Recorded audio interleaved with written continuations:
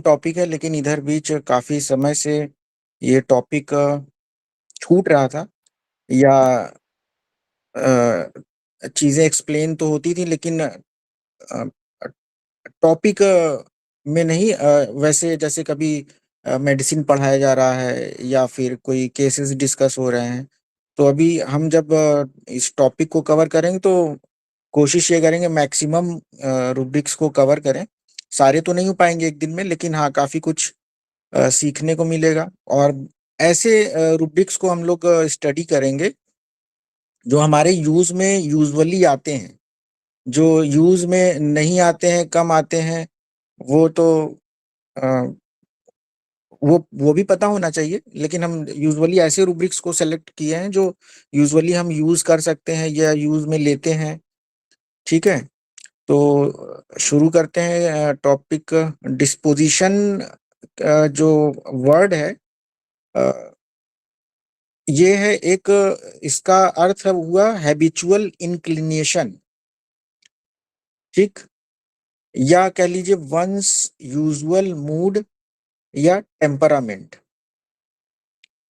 मतलब वो जो पर्सन है, वो उसका जो मूड है, जो उसका टेम्परामेंट है, मैक्सिमम टाइम पे वो डिस्पोजिशन है। ठीक, अगर इसकी मीनिंग देखें तो डोमिनेंट क्वालिटी और qualities distinguishes distinguishing a person और अ ग्रुप। ठीक है, किसी पर्सन का जो डोमिनेंट क्वालिटी है, ठीक, वो डिस्पोजिशन होता है। ठीक, डोमिनेंट क्वालिटी मतलब जैसे अगर हम इमेजिन करें भगवान राम की, तो डोमिनेंट क्वालिटी में क्या हम ये कह सकते हैं कि वो एंग्री कॉन्स्टिट्यूशन थे? नहीं, नहीं कह सकते ना। मतलब हमने जो देखा है, जो पढ़ा है, जो शुरू से जाना है, वो यही जाना कि हाँ, भगवान राम सीधे शांत पर्सन थे। ठीक, तो वही किसी भी व्यक्ति में जो डोमिनेंट क्वालिटी, मतलब अगर हम देखें तो किसी भी पर्सन में बहुत सारी क्वालिटीज होंगी। वो एंग्री भी होगा, माइल्ड भी होगा, क्वारलसम भी होगा। ठीक, डोमिनेटिंग भी हो सकता है, माइल्ड भी हो सकता है, लेकिन जो उसका डोमिनेंट ट्रेट है, जो डोमिनेंट क्वालिटी है, ठीक, तो वो हमें देखना है किसी भी पर्सन में। वही डिस्पोजिशन है उसका। ठीक, disposition implies customary moods and attitude towards the life around one. मतलब जो उसके इर्द गिर्द हैं, जो मूड और एटीट्यूड समझ में आ रहा है, किसी दूसरे का भी या आपका, दूसरे लोग कर रहे हैं। ठीक है, वो डिस्पोजिशन हुआ। अगर इसको सिनोनिम में देखें तो डिक्शनरी में आप देखेंगे तो बहुत सारे इसके सिनोनिम मिलेंगे। जैसे कैरेक्टर हो गया, पर्सनालिटी हो गया, या फिर टेम्परामेंट भी आपको इसका मिलेगा। ठीक है, लेकिन अपने इसमें अगर देखते हैं होम्योपैथी में, तो टेम्परामेंट एक अलग ही टॉपिक हो जाता है, जिसमें आपको सैंग्विन, बिलियस, ठीक, इस तरीके का आपको मिलेगा। तो वो एक अलग पार्ट हो जाएगा, अभी हम उसको नहीं छेड़ रहे हैं। तो अभी डिस्पोजिशन के सिनोनिम्स कुछ ऐसे जो एक पर्सन के कैरेक्टर को रिप्रेजेंट करें, जो किसी पर्सन की पर्सनालिटी को रिप्रेजेंट करें। ठीक, तो वो डिस्पोजिशन है। और हमारे जो ऑर्गनन है उसमें एफोरिज्म्स में कहाँ पे डिस्पोजिशन के बारे में बताया गया है, तो उसमें सबसे पहले एफोरिज्म आता है, एफोरिज्म नंबर 5। और ये बहुत ही इंपॉर्टेंट एफोरिज्म इसको मैं मानता हूँ। एक बार रीड करते हैं, फिर इसको थोड़ा सा एक्सप्लेन करेंगे हम। Useful to the physician in assisting him to cure are the particulars of the most probable exciting cause of the acute disease, as also the most significant points in the whole history of chronic disease, to enable him to discover its fundamental cause. which is generally due to chronic miasm. In these investigations, the ascertainable physical constitution of the patient, especially when the disease is chronic. अब यहां से देखिए जो बातें लिखी गई हैं, his moral, मतलब उसका मोरल कैसा है, एंड इंटेलेक्चुअल कैरेक्टर, उसका इंटेलेक्ट कैसा है, हिज ऑक्यूपेशन, वो करता क्या है, mode of living and habits, उसका जो मोड ऑफ लिविंग है, उसकी जो हैबिट है वो क्या है, his social and domestic relation, लोगों के साथ उसका बात व्यवहार कैसा है, घर में कैसा बात व्यवहार है। ठीक, ये सारी चीजें जब आप जानेंगे किसी पर्सन के बारे में, तो वो मोटा मोटा उसका डिस्पोजिशन रिप्रेजेंट करेगा। जैसे मान लीजिए कोई व्यक्ति बहुत ही शांत स्वभाव का है, सभी जगह पे, घर में भी बाहर भी, उसके जो व्यवहार है लोगों से बहुत शांत है, तो वो उसका एक डिस्पोजिशन हो गया। ठीक, वहीं पे कोई बहुत एंग्री है, तो फिर वो उसका एंग्री डिस्पोजिशन हो गया। ठीक है, मॉरल कैसे हैं, मॉरल सही है, गलत है, ये सब आप जब देखेंगे तो आपको एक उस पर्सन का डिस्पोजिशन जानने को मिलेगा। Domestic relations, his age, sexual function etcetera are to be taken into consideration. और इसके पहले पार्ट में अगर हम देख रहे हैं तो जो एक्साइटिंग कॉज है, एक्साइटिंग कॉज फिजिकल भी हो सकता है, मेंटल भी हो सकता है। फिजिकल में जैसे कि कोई बारिश से भीग गया, तो ये फिजिकल एलिमेंट आया उसको भीगने की वजह से, या गर्मी चल रही है, लू लग गया, तो ये क्या है, ये भी फिजिकल एलिमेंट है। लेकिन वहीं पे अगर किसी को कोई डांट दे रहा है, बेइज्जत कर दे रहा है, किसी का कोई पोजीशन लॉस हो रहा है, तो ये एक मेंटल कॉज हुआ। ठीक है, और जो मोस्ट सिग्निफिकेंट पॉइंट्स चल रहे हैं हिस्ट्री में, वो हमें देखना है क्रॉनिक डिजीज में। बेसिकली जो ये एफोरिज्म है, ये एक्यूट और क्रॉनिक जो डिजीज है उसमें हमें क्या चीजें देखनी है उसके बारे में है। लेकिन जो इसका सेकंड पार्ट है वो डिस्पोजिशन को इंडिकेट किया गया है। ठीक है, तो एक्यूट में हमें जो देखना है वो एक्साइटिंग कॉज देखना है, और क्रॉनिक में हमें फंडामेंटल कॉज देखना है।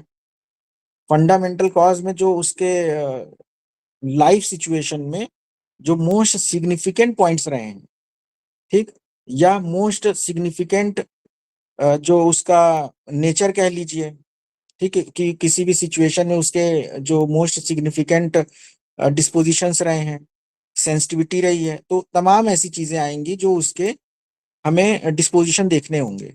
ठीक है, और जो आज हम लोग यहाँ पे डिस्कस करेंगे वो डिस्पोजिशन के बारे में डिस्कस करेंगे, और फर्दर कभी हम लोग सेंसिटिविटी के बारे में डिस्कस करेंगे। क्यों? क्योंकि सेंसिटिविटी भी किसी की सेंसिटिविटी भी डिस्पोजिशन में हो सकती है। ठीक है, जैसे मान लीजिए कोई इंडिग्नेशन को लेकर सेंसिटिव है, अगर कोई इंडिग्नेशन को लेकर सेंसिटिव है, बार बार वो इंडिग्नेशन से सेंसिटाइज हो रहा है, तो ये उसका सेंसिटिविटी का डिस्पोजिशन है, इंडिग्नेशन का। ठीक है, कोई इनजस्टिस को लेकर सेंसिटिव है, तो ये उसका इनजस्टिस को लेकर सेंसिटिविटी का डिस्पोजिशन हो गया। ठीक,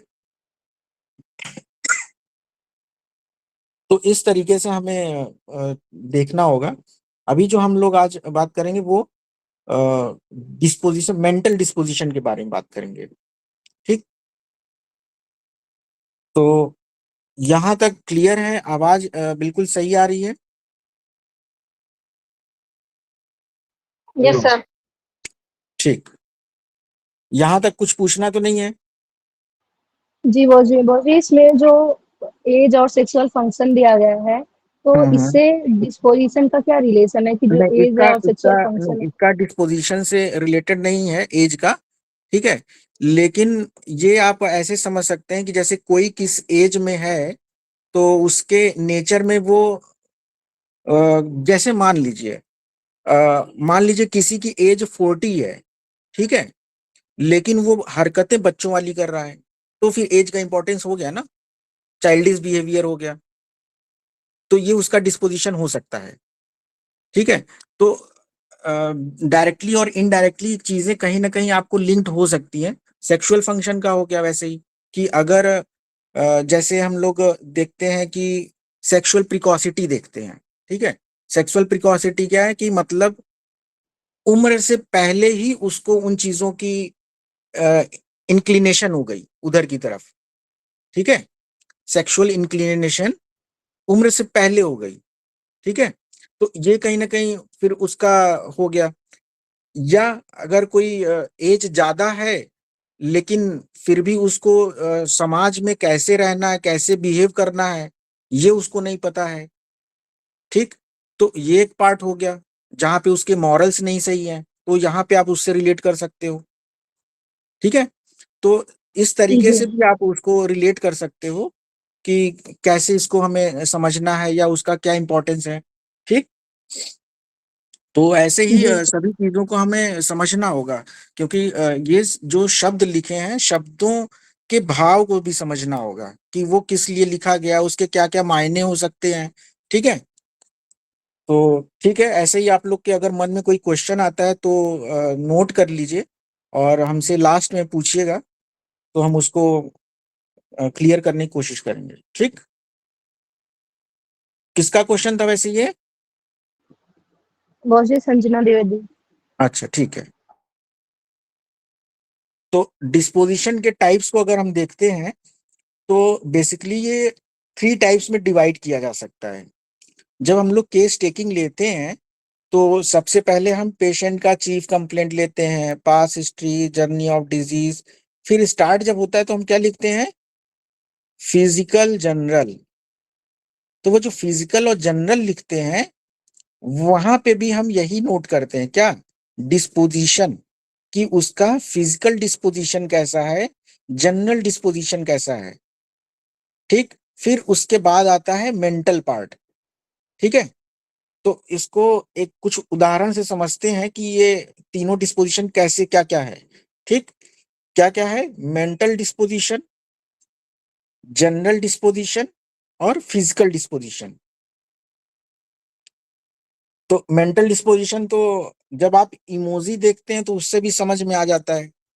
ठीक, कि ये क्या बताना चाह रहा है, हैप्पी है, सैड है, टायर्ड है, नर्वस है, एंग्री है, स्केयर्ड है, शाई है, एक्साइटेड है, बोर्ड फीलिंग है, सिक है, वरीड है, सिली है।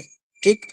तो जब आप इमोजी से बहुत सारे इमोशंस को, उसके भाव को समझ सकते हैं, तो आप पर्सन को भी देखकर, पर्सन को जो उसका ऑरा है उसको भी देख के काफी सारी चीजें आप समझ सकते हैं, और बाकी जो पेशेंट बताएगा उससे आपको समझ में आएगा।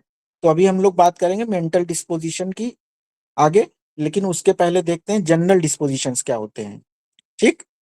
तो जनरल डिस्पोजिशन का एग्जाम्पल है थर्स्टी, थर्स्टलेस। ठीक।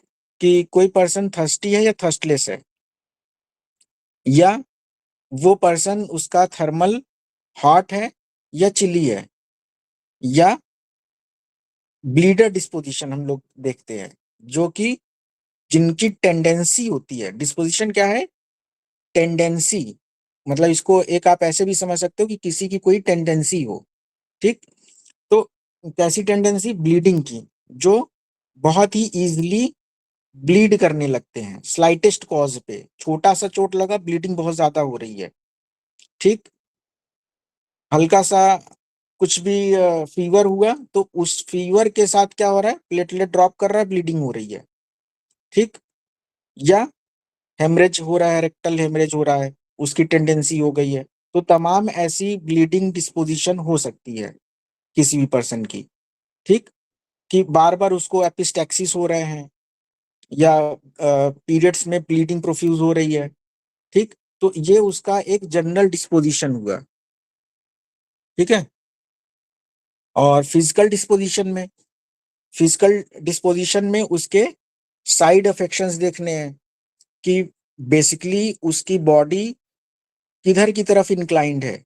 राइट साइड में ही बार बार पैथोलॉजी आ रही है, राइट साइड के ही जो बॉडी पार्ट्स हैं, जो ऑर्गन से, वही अफेक्ट हो रहे हैं। जैसे राइट आई में अफेक्शन हो गया, लीवर में हो गया, ठीक, हाथ पैर में भी, दाहिने पैर में ही, दाहिने हाथ में जॉइंट पेन हो रहा है, ठीक। तो कोई डिस्कलरेशन है तो वो भी राइट साइड में ही है, तो ये साइड अफेक्शन हो गया। या किसी को कोई बार बार इंड्यूरेशंस हो रहे हैं, लिम्फ नोड की स्वेलिंग हो रही है, ठीक है, तो वो सारे किधर हैं, मोस्टली राइट साइड में ही है। या बॉडी में इंड्यूरेशंस ही क्यों हो रहे हैं, या किसी का डिस्कलरेशन का टेंडेंसी है कि बार बार उसको एकाइमोसिस हो रहे हैं, जगह जगह पे बार बार जल्दी जल्दी उसको एकाइमोसिस होते हैं, नील पड़ जाता है, तो उसका डिस्कलरेशन का हो गया, या हाइपर पिगमेंटेशन का हो गया। तो ये सारे जो एग्जांपल्स हैं, ये फिजिकल डिस्पोजिशन के हैं। वैसे ही डीके या कैरीज हो रहे हैं कि बार बार इसका दांत जो है डीके हो रहा है, कैरीज हो रहा है, या बोन में कैरीज हो रहे हैं, ठीक है। तो ये एक तरीके से फिजिकल डिस्पोजिशंस के एग्जांपल हो गए। अभी आज जो हम लोग स्टडी करेंगे वो मेंटल डिस्पोजिशन के ऊपर डिस्कस करेंगे, ठीक है। तो मेंटल डिस्पोजिशंस के बारे में और कहाँ पे जिक्र आता है, जब आप केस टेकिंग की एफोरिज्म्स पढ़ते हैं 84 से लेकर, तो उसमें एक जगह पे 88 में डॉक्टर हैनीमन ने बताया है, if these if these voluntary details nothing has been mentioned respecting several parts or functions of the body or his mental state, the physicians ask what more can be told in regard to these parts and these functions, or the state of his disposition or mind, ठीक। फिर footnote 83 है, but in doing these he only makes use of general expressions in order that his informants may be obliged to enter into special details concerning them। तो यहाँ पे भी जो बात हो रही है, क्या बात हो रही है, स्टेट ऑफ हिज माइंड और डिस्पोजिशन, इसके अलावा सेवरल पार्ट्स और फंक्शंस ऑफ द बॉडी और हिज मेंटल स्टेट, ठीक। यहाँ पे भी वही बात हो रही है, फिजिकल डिस्पोजिशन की और मेंटल डिस्पोजिशन की, ठीक, जो कि फिजिशियन को पूछना चाहिए। What more can the physician ask, what more can be told in regard to these parts and these functions, ठीक है, और the state of his disposition और mind. But in doing this, he only makes use of general expression in order that his informants may be obliged to enter into special details concerning them। जो और उसके जो informants हैं, जो साथ में हैं, वो लोग भी स्पेशल डिटेल्स जो उससे रिलेटेड हैं, जो पेशेंट से रिलेटेड हैं, वो बताएं, ठीक। तो या उसके जानने की कोशिश करे, कौन, फिजिशियन। तो इसी के फुटनोट में क्या लिखा है, for example, what is the character of his stools, ठीक। कई बार जो इन्फॉर्मेंट्स हैं, इन्फॉर्मेंट्स मतलब जो उसके बारे में जानकारी दे रहा है, जैसे छोटा बच्चा है, 4 साल का, 5 साल का, जिसको अभी इन चीजों की समझ नहीं है, तो उसकी मदर ही तो बताएंगी कि उसका स्टूल का कैरेक्टर कैसा है, कि कॉन्स्टिपेटेड हो रहा है या ब्लीडिंग आ रही है, उसमें लूज हो रहा है, वाटरी हो रहा है, म्यूकस आ रहा है, ठीक है। What how does he pass his water, कि उसका यूरिन कैसा है, यूरिन करते समय चीखता तो नहीं है, ठीक, या यूरिन रेडिश तो नहीं हो रहा है, या सेडिमेंट्स तो नहीं होते हैं, ठीक। हाउ, तो ये सारे भी उसके फिजिकल डिस्पोजिशन को रिप्रेजेंट करेंगे, ठीक है, हमने डिस्पोजिशन को दोनों जगह से रिलेट करने की कोशिश की है, जहां पे फिजिकल डिस्पोजिशन के बारे में बात हो रही है और मेंटल डिस्पोजिशन के बारे में भी बात हो रही है। How is it with his day and night sleep, ठीक, कि उसका डे और नाइट का जो स्लीप है वो कैसा है, उसमें कैसा है, ठीक, उसमें मॉर्निंग तो नहीं करता है, या चौंक तो नहीं जाता है, ठीक, खर्राटे तो नहीं लेता है, ठीक है, चीखता तो नहीं है, ठीक है। What is the state of his disposition, ठीक, उसका डिस्पोजिशन कैसा है, मेंटल डिस्पोजिशन कैसा है, उसका ह्यूमर कैसा है, उसका मेमोरी कैसा है। हाउ अबाउट द थर्स्ट, उसकी थर्स्ट कैसी है, ठीक है, जो अभी हम लोगों ने कुछ देर पहले एक स्लाइड में देखा था कि फिजिकल उसका डिस्पोजिशन कैसा है और जनरल डिस्पोजिशन कैसा है, ठीक है। तो उसी के बारे में केस टेकिंग में डॉक्टर हैनीमन ने यहाँ पे बताया है कि हमें केस टेकिंग के दौरान क्या क्या चीजें पूछनी है। What sort of taste has he in his mouth, उसका स्वाद कैसा रहता है।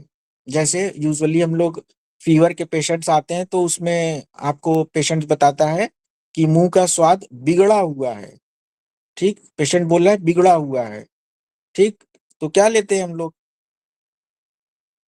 कोई बताएगा।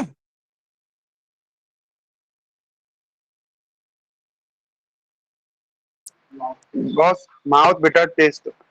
हाँ, इसीलिए मैंने पूछा था, क्योंकि मुझे पता था आप गलत जवाब दोगे। हमने बोला बिगड़ा हुआ है, तो इसके लिए आता है टेस्ट बैड, ठीक, कड़वा, कड़वा जब कहेगा तब बीटर लेंगे, ठीक है। बीटर हमें ठीक है तब बॉस, ठीक लेना, है। हाँ, बीटर हमें तब लेना है जब कड़वा कहेगा और बिगड़ा हुआ कह रहा है, स्वाद खराब लग रहा है, तो आप वहां पे बैड लेंगे, टेस्ट बैड, ठीक। तो देखो छोटी सी चीज है, छोटी सी चीज है, आप अगर जानकारी सही नहीं है तो आप गलत रुब्रिक ले लोगे, ठीक। और इसीलिए हमने पूछा था, क्योंकि ये सब गलती आपकी नहीं है, मतलब आपको आपको पता होता तो आप क्यों लेते, आपको नहीं पता तभी ना लिए, और हम इसीलिए पूछे थे, हमें पता था कि मैक्सिमम लोग बीटर बोलेंगे, ठीक। और अब आप अपने से बता भी सकते हो किसने किसने बीटर सोचा था, ईमानदारी से हैंड रेस कर सकते हो, ठीक। तो what sort of his taste, और कई बार आपको ऐसे कुछ टेस्ट भी मिल सकते हैं जो पेशेंट बता तो रहा है लेकिन आपको पता नहीं है और आप उसको कंसिडर नहीं कर रहे हो, जैसे और मेटेलिक टेस्ट है, कॉपर लाइक टेस्ट है।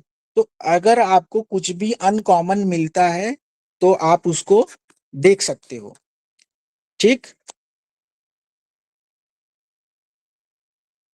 What kinds of food and drink are most relished, मतलब उसको क्या अच्छा लगता है, मीठा अच्छा लगता है, नमकीन अच्छा लगता है, कड़वा अच्छा लगता है, खट्टा अच्छा लगता है।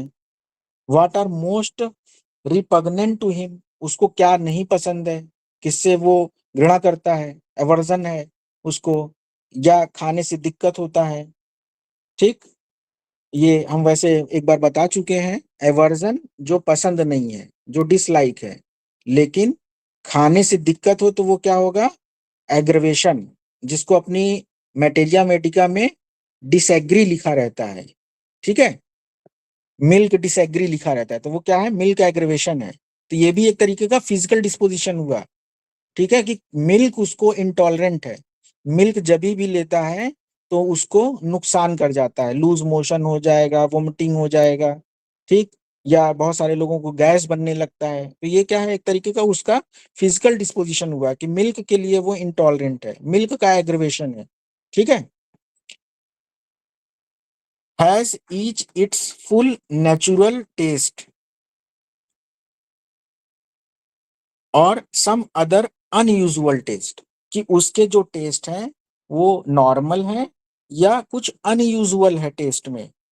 How does he feel after eating और ड्रिंकिंग, ठीक है, कि पानी पीने के बाद या खाने के बाद उसको महसूस कैसा होता है, कोई दिक्कत तो नहीं होती है, ठीक है।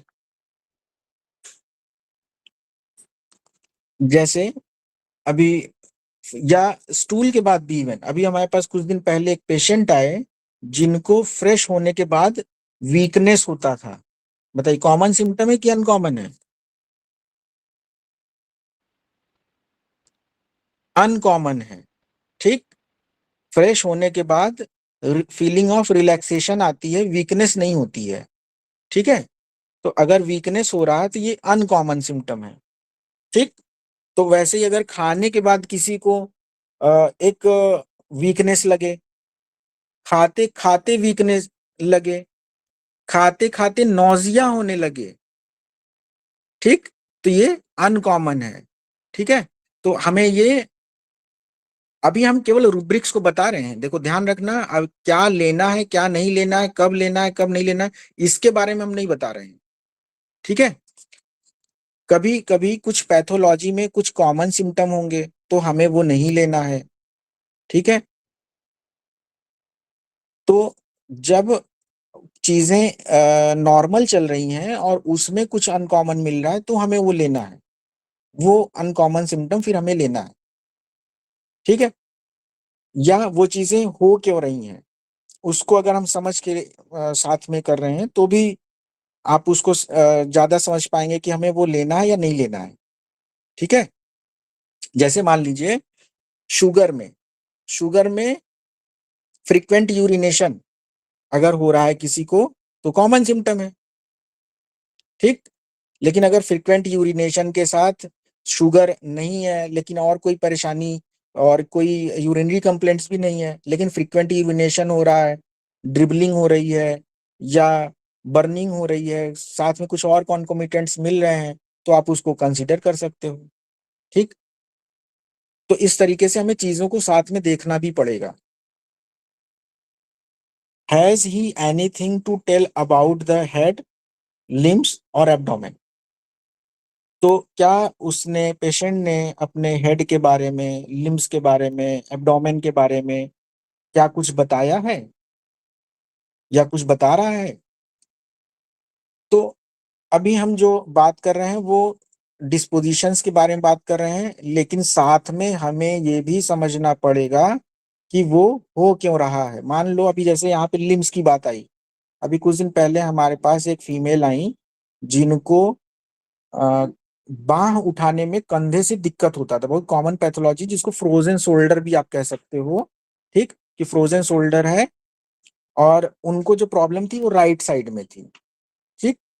तो फ्रोजन शोल्डर था, राइट शोल्डर में था, हाथ उठाने में दिक्कत होती थी, राइट हैंडेड थी, तो हम अकॉर्डिंगली हैमर्स थ्योरी का यूज करके उसको एक तो वो सिम्टम ले सकते हैं, और अगर साथ में ये मिल रहा है कि इनका लाइफ सिचुएशन से क्या कोरिलेशन है और वो कैसे डिवेलुएट हो रही हैं, तो साथ में वो रूब्रिक लेके दोनों को कंसिडर करके उनको दवाई देंगे।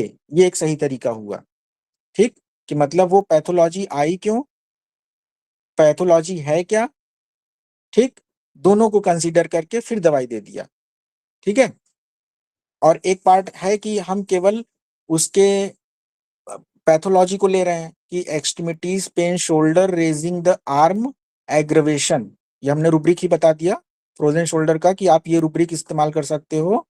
एक्सट्रीमिटीज पेन शोल्डर, या किसी रिपर्टरी में हो सकता है अपर लिम्स में मिले या किसी में हो सकता है पेन में शोल्डर मिले, ठीक है। किसी रूब्रिक किसी रिपर्टरी में हो सकता है अपर लिम्स में मिले, ठीक है, एक्सट्रीमिटीज में अपर लिम्स में। तो रूब्रिक क्या है, extremities pen shoulder raising the arm aggravation, ठीक।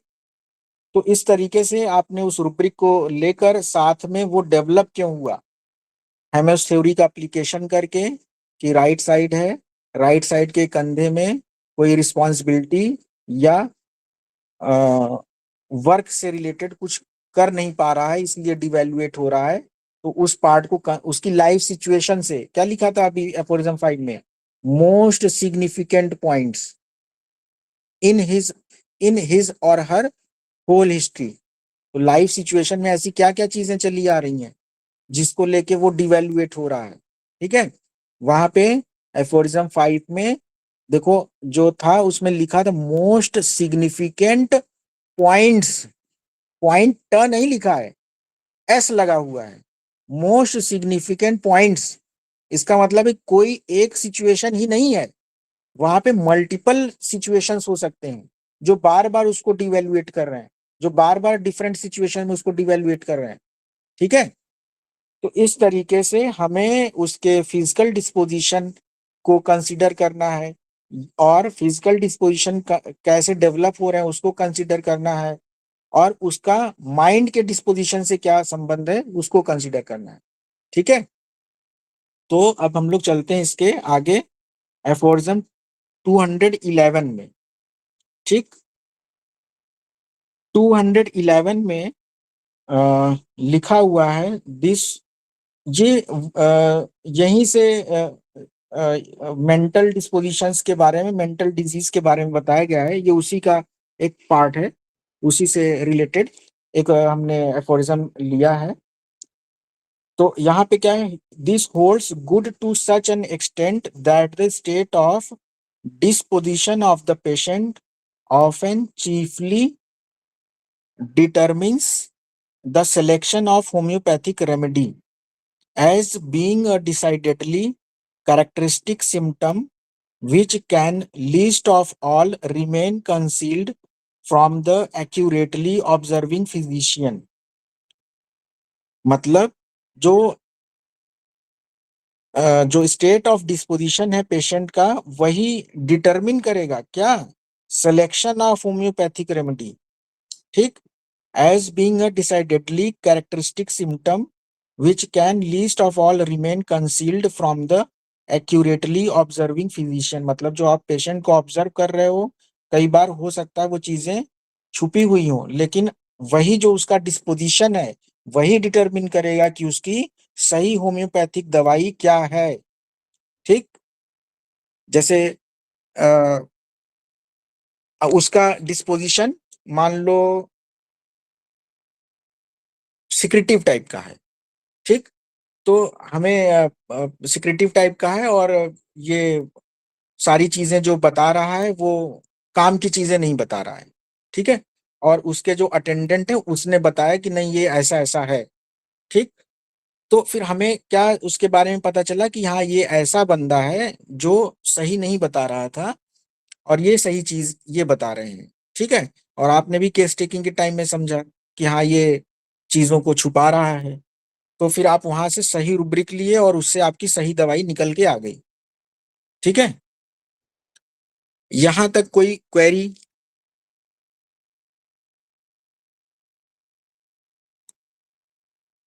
सर आपने रूब्रिक्स क्या लिए थे किसमें? केस में? सर जो फ्रोजन शोल्डर वाले केस बता रहे हैं आप। उसमें हमने बताया extremities pen shoulder raising the arm aggravation. ठीक है, इसमें राइट और लेफ्ट भी मिलेगा लेकिन आप जनरल रुब्रिक इसका लीजिएगा। ठीक, जिससे आपको मेडिसिन ज्यादा मिले।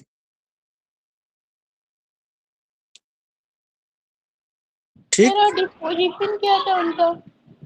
डिस्पोजिशन वाला रूब्रिक्स भी लिया था आपने? हाँ डिस्पोजिशन हमने फिर उससे रिलेट किया था कि वो जैसे राइट हैंडेड थी तो राइट साइड में क्यों डिवेल्युएशन आ रहा है, उनके हस्बैंड से या किसी वर्क से रिलेटेड। तो उनका जो प्रॉब्लम था वो वर्क से रिलेटेड था। ठीक है, तो वहां से वो डिवेल्युएट हो रही थी, जो मतलब वो जो करना चाह रही थी उनमें हमने माइल्ड लिया था और नेव लिया था और माइल्ड यील्डिंग नेव ऐसे ही लेकर हमने उनको पल्साटिला दिया था। ठीक है, कोई उसमें हमने वो नहीं लिया था क्या बोलते हैं डिल्यूजन वगैरह हमने कोई उसमें नहीं लिया था। ठीक है, तो इसलिए हम कहते हैं कि कई बार केसेस जरूरी नहीं है कि हर केस में पूरी पूरी हिस्ट्री मिले, पूरा पूरा उसका कॉन्फ्लिक्ट भी मिल जाए।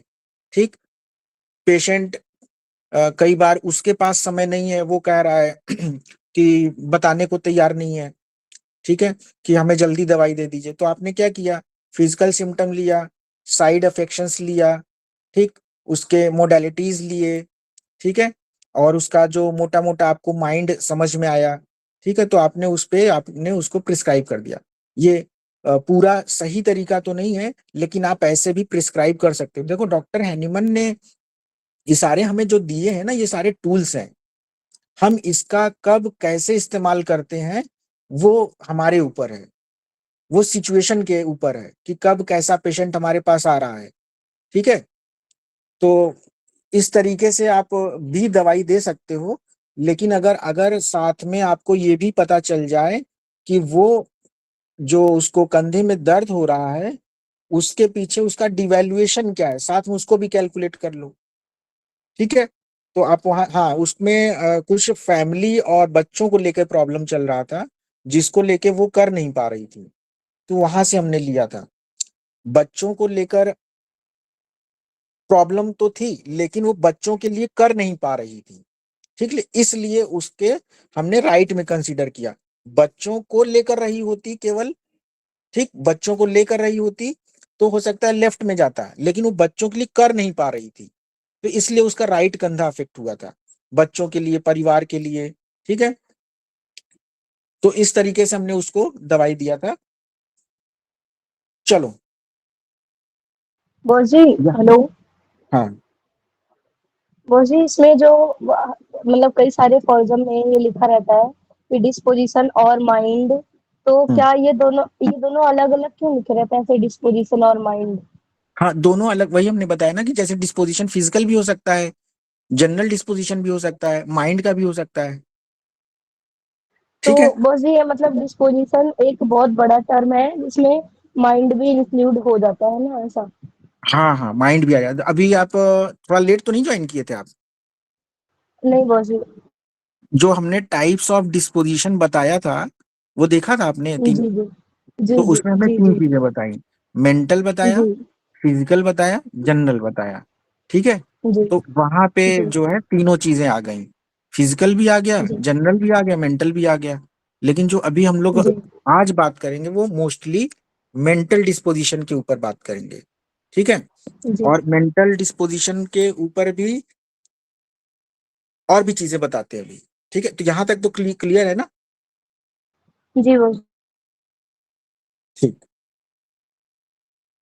अब देखिए, जो हम मेंटल डिस्पोजिशन के ऊपर बात करने जा रहे हैं, अभी तक ज्यादातर लेक्चर्स में, क्लासेस में, सेमिनार्स में हमने ये जो डिस्कस किया वो सारा ये डिस्कस किया कि कॉन्स्टिट्यूशन डेवलप हो रहा है। मतलब जो मोस्ट ऑफ द टाइम जो पेशेंट में हमें दिख रहा है वो उसका डिस्पोजिशन तो है, लेकिन वो डेवलप्ड डिस्पोजिशन है, ठीक। और अभी जो हम बात करने जा रहे हैं वो कुछ इनेट डिस्पोजिशन भी होंगे जो बाय बर्थ होते हैं, और कुछ डेवलप्ड भी होते हैं, ठीक। तो जैसे हम किसी भी मेडिसिन का हु एम आई जर्नी जब पढ़ते हैं कि हाँ ये उसका हेल्दी पार्ट है, ये फॉल्स परसेप्शन है, फॉल्स परसेप्शन से वो सेंसिटाइज हुआ, फिर वो उसने डिफेंस लेना शुरू किया, डिफेंस लेते लेते डिफेंडेड पार्ट में गया, फिर वो डाइंग स्टेट में चला गया, डिस्पेयर में चला गया, इनडिफरेंस में चला गया, या और भी चीजें जो हैं, ठीक, डिस्पेयर रिकवरी में चला गया, ठीक, या डेथ डिजायर में चला गया, ठीक है। तो डेथ डिजायर भी क्या है, अगर उसका लंबे समय से ये चला आ रहा है तो ये भी एक तरीके का चेंज डिस्पोजिशन है, चेंज मेंटल डिस्पोजिशन। लेकिन वो चेंज मेंटल डिस्पोजिशन में पहुंचा कैसे, ठीक। तो हमेशा ये ध्यान रखना है कि जो भी डिफेंस के डिस्पोजिशन हम लोग अभी पढ़ेंगे वो डेवलप कैसे हुआ, उसके लाइफ सिचुएशन में चीजें क्या क्या अफेक्ट की जिसके वजह से उसका ये डिस्पोजिशन बना, ठीक। तो ये ध्यान रखना, मतलब चीजों को केवल, अगर मान लो किसी का, मान लो जैसे हमने सिक्रेटिव लिया था, ठीक, सिक्रेटिव बना कैसे, चलो हम इसको और आगे क्लियर करते हैं। लेकिन इसको जो ये जो स्लाइड है इसको जब हम मेडिसिन में पढ़ाते हैं तो क्लियर करते हैं, और अगर इसको अभी क्लियर करेंगे तो टाइम इसी में खत्म हो जाएगा।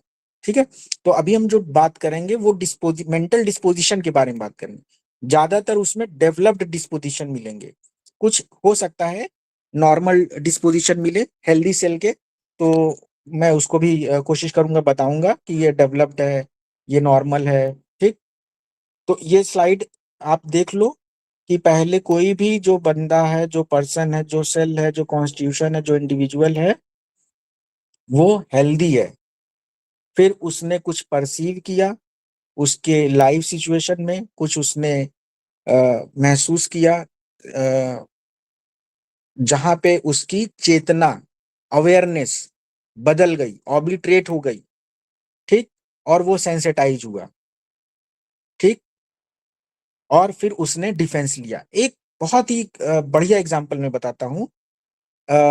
मान लीजिए आप रेलवे स्टेशन पे जा रहे हैं या कभी कहीं पे गए, ठीक, और आपका किसी ने रेलवे स्टेशन पे पॉकेट पिक कर लिया, चोरी कर लिया, पर्स मार दिया।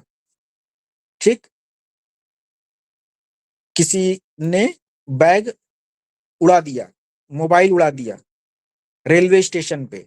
ठीक है, तो आप जब जब जाएंगे रेलवे स्टेशन, या आपका अब जब दूसरा पर्स लेंगे, तो आपका ये सब कॉन्शियसली ये डिफेंस बन जाएगा कि हमारा एक बार पर्स गया है, अब हमें क्या करना है, सावधान रहना है, कॉशियस हो गए। ठीक, तो कॉशियस क्या है, डिफेंस का है, डिफेंस हो गया ना उसका। पहले कैसा था, चीजों की परवाह करने वाला नहीं था, उतना केयरफुल नहीं था।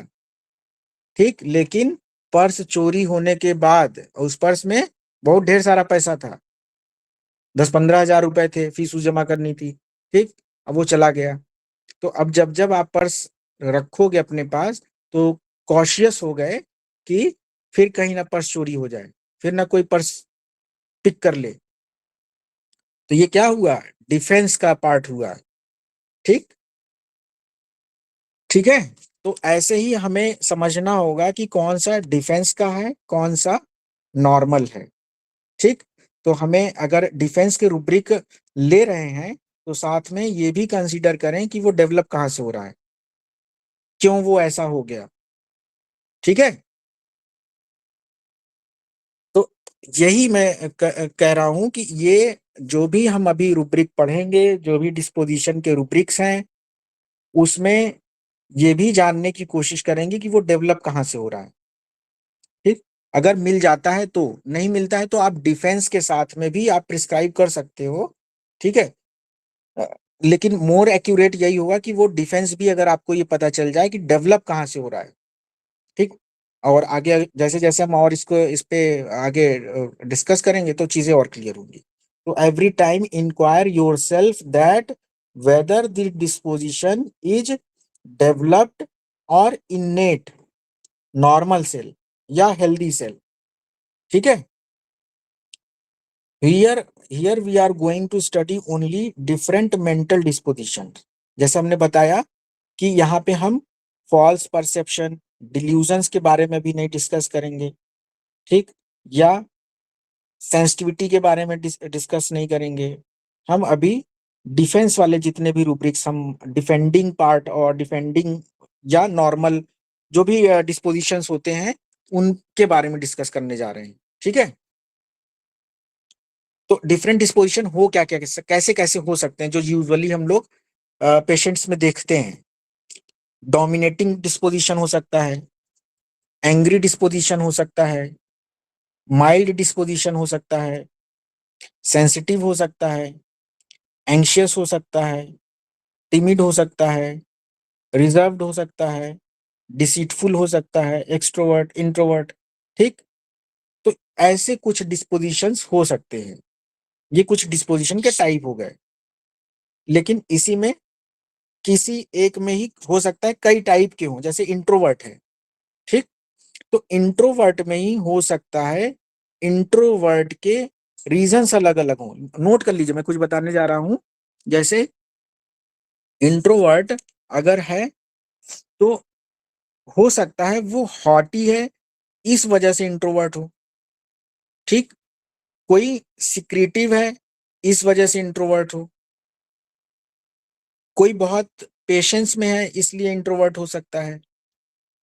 कोई बहुत ज्यादा ह्यूमिलिएट हुआ हो, सेंसिटाइज हुआ हो, ठीक, फॉरसिक हुआ हो, इसलिए इंट्रोवर्ट हो सकता है। ठीक, तो डिफरेंट रीजंस हो सकते हैं जिसके वजह से वो इंट्रोवर्ट हो गया। ठीक, जिसके वजह से वो इंट्रोवर्ट हो गया, मतलब बाय बर्थ वो इंट्रोवर्ट नहीं था, लेकिन लाइफ में कुछ ऐसी चीजें हुई जिसके बाद वो इंट्रोवर्ट हो गया। कई बार आपको ऐसा दिखेगा कि छोटे छोटे बच्चे भी इंट्रोवर्ट हो जाते हैं। क्यों हो जाते हैं? घर का फैमिली सिचुएशन नहीं सही है कि जो उनके मम्मी पापा हैं उनमें झगड़े हो रहे हैं, मारपीट हो रही है, फादर जो है वो डेविल लाइक है, बहुत पीट रहा है, तो बच्चा क्या है, डरा हुआ है, सहमा हुआ है, इसके वजह से वो इंट्रोवर्ट हो गया। ठीक, तो हमने तो इंट्रोवर्ट लिया, लेकिन इस पार्ट को कंसीडर नहीं किया कि बच्चा इंट्रोवर्ट क्यों हो गया। अगर साथ में इसको भी कंसीडर कर लें कि उसके फादर मारते पीटते थे उसकी माता को, और उसको भी, जिसके वजह से वो डरा सहमा रहता था, जिसके वजह से धीरे धीरे वो इंट्रोवर्ट हो गया, तो इंट्रोवर्ट के साथ साथ हमें इंट्रोवर्ट का कारण भी पता चल गया, हमने साथ में उसको भी कंसीडर कर लिया, या दोनों को देख लिया कि दोनों में अपनी दवाई है क्या, इंट्रोवर्ट में भी और उसमें भी, उसके कारण में भी।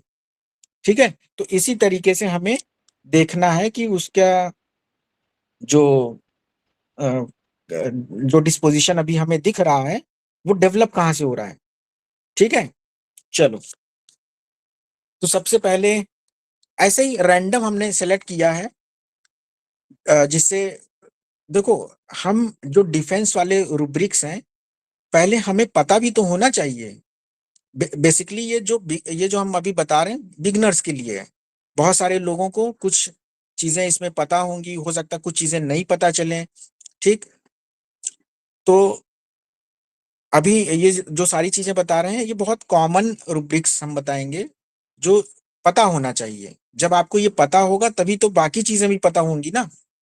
भाई रिपर्टरी में अगर दिया है तो उसका सभी चीजें हमें पता होनी चाहिए। ऐसा नहीं है कि हमें जो यूज कर रहे हैं, जो डिल्यूजन्स है, केवल वही पता होना चाहिए, नहीं, सभी चीजें पता होना चाहिए। हम लोग आज डिल्यूजन्स यूज कर रहे हैं तो ऐसा नहीं है कि हमने पीछे की जो जो डिफेंस के रूब्रिक है वो भूल गए या उसका यूज नहीं कर रहे हैं, साथ में उसको भी यूज कर लेते हैं हम लोग। भले उसको रिपर्टराइज ना करें, लेकिन पता है कि हाँ इसमें ये मेडिसिन पड़ी हुई है, ये डिक्टेटर है, तो अगर हम आज डेविल यूज कर रहे हैं तो हमने दोनों को देख लिया। ठीक है, तो दोनों का मतलब पता है। ठीक है, तो उसी तरीके से डिक्टेटोरियल डिक्टेटोरियल का जब हम शब्द इस्तेमाल करते हैं तो बहुत सारे पर्सनालिटीज में सबसे पहले नाम आता है किसका, ये कौन है? अब यहां से थोड़ा सा इंटरेस्टिंग हो जाएगा लेक्चर। ठीक, क्यों? क्योंकि यहां से आप लोग को इमेजेस मिलेंगी साथ में कोरिलेट करने के लिए। तो बताओ कौन है ये? हिटलर। हाँ, हिटलर। ठीक, तो हिटलर के बारे में हम लोगों ने ऐसा ही सुना है। इसके लिए शब्द क्या आता है डिक्टेटोरियल के लिए? हाँ, डिक्टेटरशिप। डिक्टेटरशिप। हिंदी में क्या बोलते हैं? तानाशाह। तानाशाह। हाँ, तो तानाशाह मतलब जो रूल करता है, क्या लिखा है? Of or relating to a harsh repressive rule or ruler, जो लोगों को डोमिनेट करे, दबा के रखे। देखो, ये पॉजिटिव सेंस में भी हो सकता है, जरूरी नहीं कि हमेशा हिटलर जैसा ही मिलेगा। ठीक है, जैसे मूवी आपने देखी होगी मोहब्बतें, जिसमें अमिताभ बच्चन है, वो क्या है, उसने पूरा कॉलेज में डिसिप्लिन मेंटेन करके रखा है। ठीक है, तो डिसिप्लिन मेंटेन करने के लिए वो वहां पे क्या है, डिक्टेटोरियल है। ठीक है, तो इसी तरीके से आप समझ सकते हो कि ये तानाशाह कौन है। ठीक, तो कोई ऐसा बंदा जिससे जिसके नीचे सब रूल कर रहे हैं, तो वो डिक्टेटोरियल हुआ। ठीक, तानाशाह हुआ। वो पॉजिटिव सेंस में कैसे है? जैसे मान लो किसी बड़ी कंपनी में रूल्स एंड रेगुलेशन सब सारी चीजें सही रहे, तो उसने उस व्यक्ति ने वहां पे रूल्स एंड रेगुलेशन बना दिए हैं और उसको सब लोग फॉलो कर रहे हैं, तो ये पॉजिटिव डिक्टेटरशिप हुई। निगेटिव क्या है कि गलत चीजें भी अगर कोई करा रहा है तो निगेटिव डिक्टेटरशिप हुई। ठीक, तो बेसिकली जो वर्ड डिक्टेटोरियल है ये तानाशाह के लिए यूज हो रहा है। ठीक है, अभी देखो एक 11 बजे एक वीडियो का नोटिफिकेशन आया होगा, Sora and developed Sora, Gagan sir पढ़ा रहे हैं। मेरे ख्याल से ये अयोध्या की क्लास है, जो अ, अयोध्या में जो क्लासेस हुई थी उसका पार्ट अभी स्टार्ट हुआ है ये। तो इसमें भी जो आज हम पढ़ा रहे हैं ना, सर ने उसमें वही सारी चीजें बताई हैं कि सोरा डेवलप कैसे हो रहा है, कोई कॉन्स्टिट्यूशन डेवलप कैसे हो रहा है। उसमें सर ने एनिमल मूवी का एग्जाम्पल लिया है। ठीक, अभी जो रिसेंट में कोई बॉबी देओल की आई थी क्या, शायद मैंने देखा नहीं है, लेकिन उसमें सर ने उस एनिमल मूवी का जिक्र किया हुआ है कि वो जो बंदा था वो कैसे डेवलप हुआ। ठीक, तो बेसिकली हमें भी यही, ये जो आज हम पढ़ रहे हैं ये भी वही है। हम डिक्टेटर रूब्रिक तो पढ़ रहे हैं, लेकिन साथ में हमें ये भी देखना पड़ेगा डिक्टेटर बना कैसे। ठीक, तो अभी हम लोग ये डिक्टेटर पढ़ लिए, तानाशाह हो गया, और जो रूल करे। ठीक, ये पॉजिटिव सेंस में भी हो सकता है, निगेटिव सेंस में भी हो सकता है। फैमिली में कैसे मिलेगा हमें कि किसी के फादर जो कहते हैं सब लोग वही करते हैं। अगर वो उन्होंने कहा 6 बजे तक आ जाना है तो 6 बजे तक सबको पहुंचना है। ठीक, चाहे कोई भी कितना भी जरूरी काम हो, अगर नहीं पहुंचे तो आपकी खैर नहीं। तो वो कैसे हो गए? डिक्टेटोरियल। अभी जो हम लोग इसको यूज करते हैं, इसको दो तरीके, एक तो जो पर्सन डिक्टेटर है उसके लिए भी यूज कर रहे हैं। ध्यान रखना, ये थोड़ी अलग चीज में बताने जा रहा हूँ। जैसे मान लीजिए कोई बच्चा है और उसके फादर जो है डिक्टेटर हैं। ठीक, उस बच्चे के लिए कि मतलब उन्होंने 6 बजे कहा है तो 6 बजे हमें पहुंचना है घर में किसी भी हालत में। तो वो जो फादर का नेचर है वो डिक्टेटर वाला है। ठीक, हम फादर का जब केस लेंगे तो उसमें डिक्टेटर यूज करेंगे। क्यों? क्योंकि फादर उसके बहुत डिक्टेटर हैं। ठीक, लेकिन अगर हम बच्चे का केस ले रहे हैं, तो अगर वो बच्चा उनसे डरता है तो हम डेविल और डिक्टेटर दोनों को कंबाइन करके भी यूज करते हैं। ठीक है, थोड़ा सा अलग मैंने बताया, मैंने इसमें ये बताया, कंफ्यूज नहीं करना, इसको हम बाद में भी और क्लियर कर देंगे। थोड़ा सा ऑफ द टॉपिक है। दोनों चीजें हमने बताई। जो पेरेंट हैं, जो फादर हैं, वो डिक्टेटर नेचर के हैं, हम उनका केस ले रहे हैं, तो हमें उनके नेचर में डिक्टेटर वाला नेचर मिल रहा है, तो हम उनके केस में भी डिक्टेटर यूज कर रहे हैं। ठीक, और अगर बच्चा है और वो बच्चा अपने फादर से बहुत दहला हुआ रहता है, सहमा हुआ रहता है, तो उसके मैनिफेस्टेशन में वो डेविल और डिक्टेटर नेचर मैनिफेस्ट कर रहा है, तो उस बच्चे में भी यूज कर रहे हैं। ठीक, क्लियर है? जी बॉस जी। थोड़ा सा अलग मैंने यहाँ पे बता दिया है, ऑफ द टॉपिक था, लेकिन ये यूज हम लोग कर रहे हैं इस तरीके से। ठीक है, जो लोग जुड़े हुए हैं वो लोग समझ रहे हैं। जिन लोगों को अगर कोई नहीं समझ में आता है तो आगे हम लास्ट में हमसे पूछ लीजिएगा। तो डिक्टेटोरियल हमें लगता है क्लियर हो गया है। चलो, माइल्ड। माइल्ड, जैसे अभी हमने ये डिक्टेटर बताया था ना, डिक्टेटोरियल। अब ये जो डिफेंस है डिक्टेटर वाला, ये इसके पीछे परसेप्शन डिल्यूजन ग्रेड का भी हो सकता है। I am the superior one. ठीक, मैं ही सर जो हूं, मैं ही हूं इस घर का। ठीक है, डिल्यूजन ग्रेड का परसेप्शन किसी को डिक्टेटोरियल बना सकता है। ठीक है, या किसी को परसेप्शन है कि आ, मैंने अपने फादर में देखा कि वो पावरफुल थे और पावरफुल होने की वजह से ही सब उनकी सुनते थे। तो मैंने डिफेंस क्या लिया, मैं भी डिक्टेटर अगर रहूंगा तो सब मेरी सुनेंगे। ठीक, तो इस तरीके से कॉन्स्टिट्यूशन डेवलप हो गया, डिक्टेटोरियल हो गया। ठीक, या घर परिवार में उसके साथ लोगों ने बहुत गलत किया, इस वजह से वो डिक्टेटर हो गया कि अगर मैं भी ऐसे ही दबा हुआ रहूंगा लोग मुझे दबा देंगे, तो मुझे क्या होना पड़ेगा, डिक्टेटर बनना पड़ेगा। तो ये इस तरीके से भी आप समझ रहे हो ना कि कैसे कॉन्स्टिट्यूशन डेवलप हो रहा है। हम डिक्टेटर तो यूज कर रहे हैं, लेकिन साथ में पीछे से उसको, उसकी लाइफ सिचुएशन को भी समझ रहे हैं कि उसके साथ लोगों ने, आसपास के लोगों ने बहुत बुरा व्यवहार किया। हो सकता है रॉन्ग सफर्ड में रहा हो, डिस्पाइज्ड में रहा हो, इस वजह से उसने अपने डिफेंस में क्या ले लिया, डिक्टेटर, डिक्टेटर बन गया। ठीक, अब ये डिक्टेटर हो सकता है उसके मदर से उसमें आया हो या उसने अपने लाइफ में सीखा हो।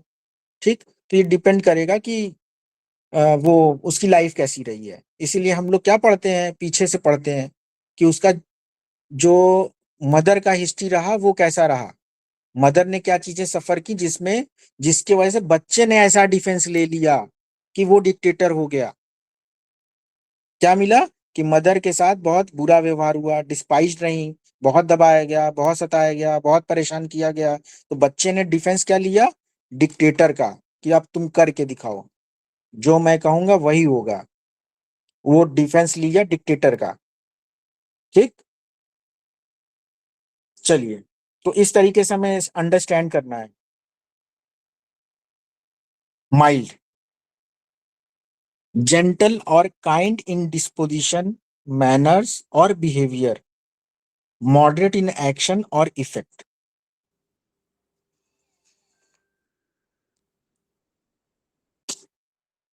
ठीक है, मॉडरेट इन एक्शन और इफेक्ट, जेंटल और काइंड इन डिस्पोजिशन, मैनर और बिहेवियर। शांत, बहुत ही इजी रूब्रिक है, लेकिन बहुत ही यूजफुल रूब्रिक है। अगर आपको मिलता है तो आप इसको यूज कर सकते हो कि बहुत ही शांत स्वभाव के हैं, सीधे साधे हैं, कभी इनका लड़ाई झगड़ा, जो हमने बता रहे हैं सारे एग्जांपल्स हैं जिससे आप माइल्ड को समझ सकते हो। ठीक, कि कभी इनका लड़ाई झगड़ा नहीं हुआ, कभी पलट के नहीं बोला। तो ऐसी चीजें अगर किसी के बारे में कोई बता रहा है तो आप उसमें माइल्ड रूब्रिक यूज कर सकते हो। ठीक है, जैसे अब हमने फोटो किसकी लगाई है, मनमोहन जी की। जहां भी आप इनको देखोगे कभी भी इनका एक भी वीडियो ऐसा नहीं है जिसमें ये एग्रेसिव मोड में कभी दिखे हो, किसी से लड़ाई झगड़ा हुआ हो या कभी इन्होंने स्पीच में कभी ऐसा कुछ बोला हो।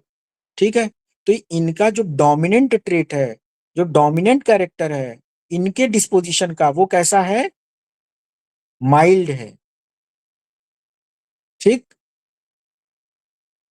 और भी डिस्पोजिशंस होंगे इनके, लेकिन डोमिनेंट जो निकल के आया, जो हमने देखा, जो हमने, देखो ये जो हम बता रहे हैं ना, ये सब सीखने के लिए बात हो रही है। वो कॉन्स्टिट्यूशन हमने उनकी लाइफ में जाके नहीं देखा, हो सकता है वो कुछ और हो, माइल्ड ना हो, उन्होंने अपना नेचर ऐसा दिखाया हो, लेकिन हम जो, जो दुनिया जान रही है, जो हम लोगों ने देखा है, समझा है, हम उसके अकॉर्डिंग बात करेंगे अभी, जो ज्यादातर लोग जान रहे हैं। कोई क्या, इतने लोगों में क्या कोई ऐसा है जो ये कहे कि डॉक्टर मनमोहन जी माइल्ड नहीं थे? मुझे नहीं लगता कि कोई सिंगल बंदा होगा जो ये कहते कि माइल्ड नहीं थे। ठीक है, तो अभी हम इस पार्ट से ये लर्न करने की कोशिश कर रहे हैं कि उसका डिस्पोजिशन हमें समझना कैसे है, कि माइल्ड कैसा होता है। ठीक है, haughty, having too high an opinion of oneself. ठीक, मैं, ये चीज मेरे पास ही है। ये कैरेक्टर पता है कौन है, कोई बता सकता है ये किस मूवी का सीन है? Three idiot.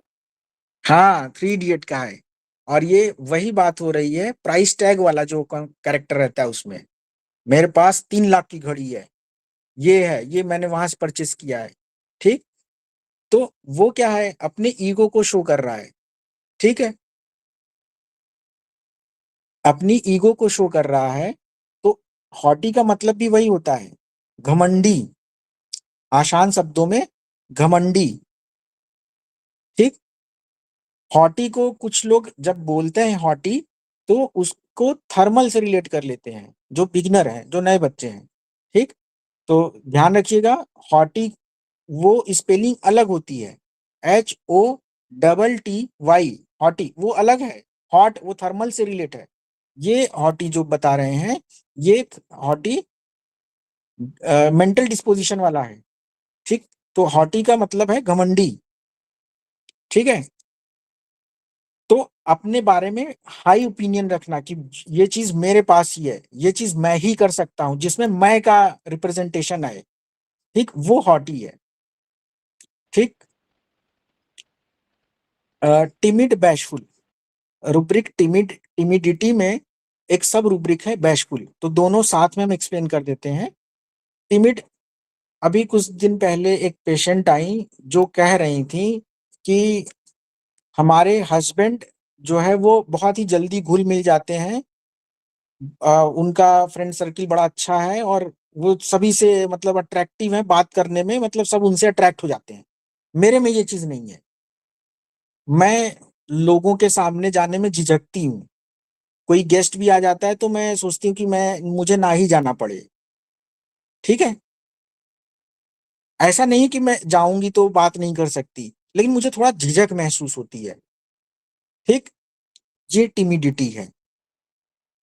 शाई, self conscious and awkward in the presence of others, झिझक महसूस होना, ठीक। लोगों को फेस करने में झिझक महसूस होना, बात करने में झिझक महसूस होना, और उसी के साथ अगर शर्मीलापन भी जुड़ जाए तो बैशफुल, टिमिड बैशफुल, ठीक। बहुत सारे बच्चे जो आते हैं केबिन में, या इवन बड़े लोगों में भी देखोगे कि वो आई कांटेक्ट बना के बात नहीं कर रहे हैं, ठीक। इवन हमने केस टेकिंग के दौरान बहुत सारे मेल पेशेंट को, एडल्ट मेल्स को केस टेकिंग के दौरान ये कहते हुए सुना कि मुझे अभी भी फीमेल से बात करने में शर्म महसूस होती है, मैं मतलब जल्दी घुल मिल नहीं पाता हूँ, ज्यादा बात नहीं कर पाता हूँ। तो ये क्या है, ये टिमिड बैशफुल उनका नेचर है, शर्मीले टाइप के हैं, जल्दी घुल मिल नहीं पाते, बात नहीं कर पाते, बातें नहीं कर पाते हैं, ठीक है। तो ये एक नेचर हुआ, टिमिड बैशफुल, ठीक। रिजर्व्ड, रिस्ट्रेन्ड इन वर्ड्स और एक्शन, सीमित है, वर्ड्स या एक्शन में सीमित है। केप्ट और सेट अपार्ट और असाइड फॉर फ्यूचर और स्पेशल यूज, कि जो अपने आप को दूर रख रहे हैं, लोगों से अलग रख रहे हैं, ताकि उसको फ्यूचर में किसी स्पेशल यूज, मतलब कहने का ये है कि किसी जरूरत के समय पे ही बात करते हैं, ठीक। जरूरत, काम का काम, जिसको कहते हैं काम का काम। ऐसा नहीं है कि रिजर्व्ड बात नहीं करेंगे, बात करते हैं।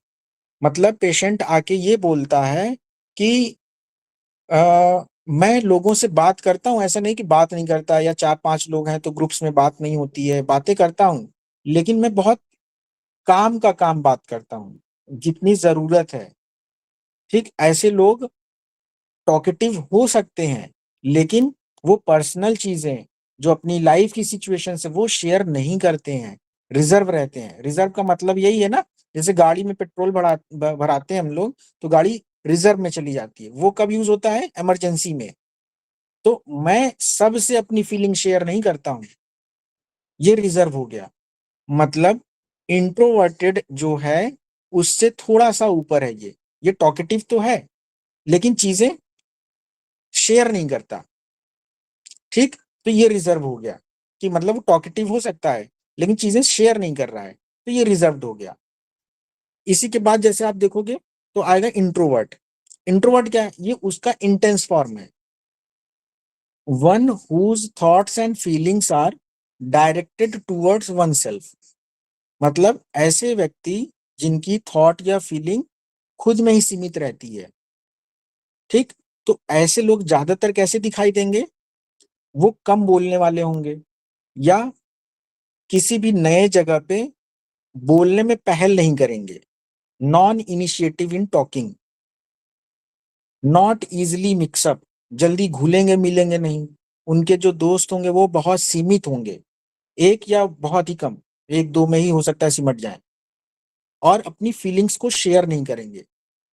ठीक, तो ये टिपिकली इंट्रोवर्टेड हो गए, कि मतलब ये बहुत ही क्लोज्ड हैं, क्लोज्ड पर्सन है, जो कुछ नहीं शेयर कर रहे हैं, कम बोल रहे हैं, लोगों, शांत रहना, अकेले रहना।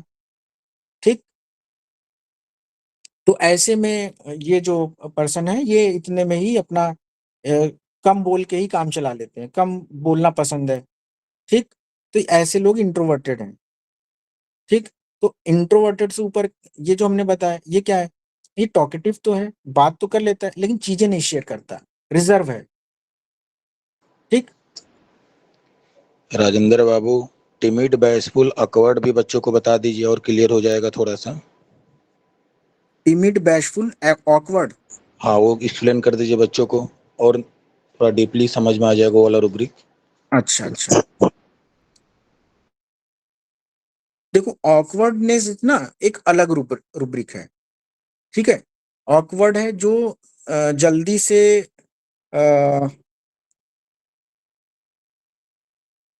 घबरा जाए, मतलब ऐसे समझो कि मान लो हमने किसी से कहा कि पानी ले आओ, और वो पानी लाते लाते हड़बड़ी में जो है उसे गिलास छूट गया, गिर गया, तो ये क्या है? ये ऑकवर्डनेस है। लेकिन इसी में एक रूब्रिक जो है वो टिमिड, बैशफुल, ऑकवर्ड, इसमें 11 दवाइयां हैं कंप्लीट डायनेमिक्स में। ठीक है, तो ये क्या है? टिमिड, बैशफुल के होते होते साथ में क्या है? ऑकवर्ड भी है। एक मूवी है, आप देखना, ध्यान करना, शायद हेलो ब्रदर है, हेलो, हाँ हेलो ब्रदर ये शायद, उसमें जो सोहेल सोहेल खान या अरबाज खान है, उसके अपोजिट जो हीरोइन रहती है वो वही वाली है, टिमिड, बैशफुल, ऑकवर्ड वाली। देखना, मैं जहां तक हूँ 99% मेरा सही है, नोट कर लो आप, देखना उसमें क्या रहता है। वो जब भी हीरो के पास जाती है, हीरो के पास जाना होता है, तो वो कुछ ना कुछ गड़बड़ कर देती है, उससे गिलास छूट जाएगा, कहीं कुछ गिर जाएगा, कहीं कुछ उसके ऊपर चाय गिरा देगी। तो ये क्या है? Timid, bashful, awkward. ठीक है, टिमिड, बैशफुल, ऑकवर्ड की झिझक भी है, शर्म भी है, और उसमें कुछ हड़बड़ी में कुछ चीजें छूट जा रही, गिर जा रही हैं। ठीक है, तो ये टिमिड, बैशफुल का एक अलग से रूब्रिक आ गया, और एक जनरल रूब्रिक ऑकवर्ड अलग है। जैसे हमने टिमिड रूब्रिक बताया, वैसे ही ऑकवर्ड एक अलग रूब्रिक है। ठीक, लेकिन ये टिमिड, बैशफुल के साथ साथ अगर ऑकवर्ड मिल रहा है, तो मतलब तीन रूब्रिक एक साथ मिल गए, तो इसमें बहुत ही कम मेडिसिन हो गई। मतलब अगर आप ऑकवर्ड देखोगे तो उसमें दवाइयां हैं, उसमें मेरे ख्याल से 200 के ऊपर दवाइयां हैं। ठीक है, 150 दवाइयां हैं कंप्लीट डायनेमिक्स में। और उसमें कितनी है? टिमिड, बैशफुल, ऑकवर्ड में, टिमिड, बैशफुल, ऑकवर्ड में 11 दवाइयां हैं। तो अगर आपको तीनों चीजें एक साथ मिल रही हैं, तो आप उस रूब्रिक को ले सकते हो। क्यों? क्योंकि उसमें कम दवाइयां, और दवाइयां भी अच्छी अच्छी हैं उसमें। जो टिमिड ऑकवर्ड है, टिमिड, बैशफुल, ऑकवर्ड, उसमें 11 दवाइयां हैं, जिसमें बराइटा कार्ब है, कलकेरिया है, कार्बोवेज, नेट्रम कार्ब, और नेट्रम्यूर, नक्स, पल्साटिला, साइलिशिया, सल्फर। ठीक, कुछ एम्ब्राग्रीशिया भी है इसमें, और एक अनकॉमन मेडिसिन एड्स नोसोड की है। तो 10 मेडिसिन तो कॉमन मेडिसिन है, और सभी अच्छे राइटर्स की है, डॉक्टर विथॉल्कस की, गैलावर्डिन डॉक्टर की। ठीक, तो ज्यादातर जो एंट्री है वो डॉक्टर गैलावर्डिन की है, और रिलायबल एंट्री है ये डॉक्टर की। ठीक है, इनकी एंट्री बहुत रिलायबल होती है डॉक्टर गैलावर्डिन की। ठीक है, तो तो हमने रिजर्व बात किया, इंट्रोवर्टेड बात किया। अब इसी का जो अपोजिट है, extrovert. Extrovert inclined to seek out and enjoy the company of others, social। और ये लोग कैसे मिलेंगे? ज्यादातर टॉकेटिव मिलेंगे, इनिशिएटिव इन टॉकिंग मिलेंगे। देखो ये फोटो कैसी लगी है, ये जो दाढ़ी वाला बंदा है इसमें मेन फोकस है। ये सभी से बात कर रहा है, हंस रहे हैं, खिलखिला रहे हैं, ग्रुप्स में बात कर रहे हैं, ठीक है। तो ऐसे बंदे जो ग्रुप्स में ज्यादा बोलते हैं, जैसे आप पूछ सकते हो कि 4-5 लोगों का ग्रुप होता है तो उसमें आप ज्यादा बोलने वाले होते हैं, सुनने वाले होते हैं? तो कहेंगे कि नहीं नहीं, हमारा तो बात करने वाला नेचर है, हम ही बात करते हैं, बाकी सब सुनते हैं।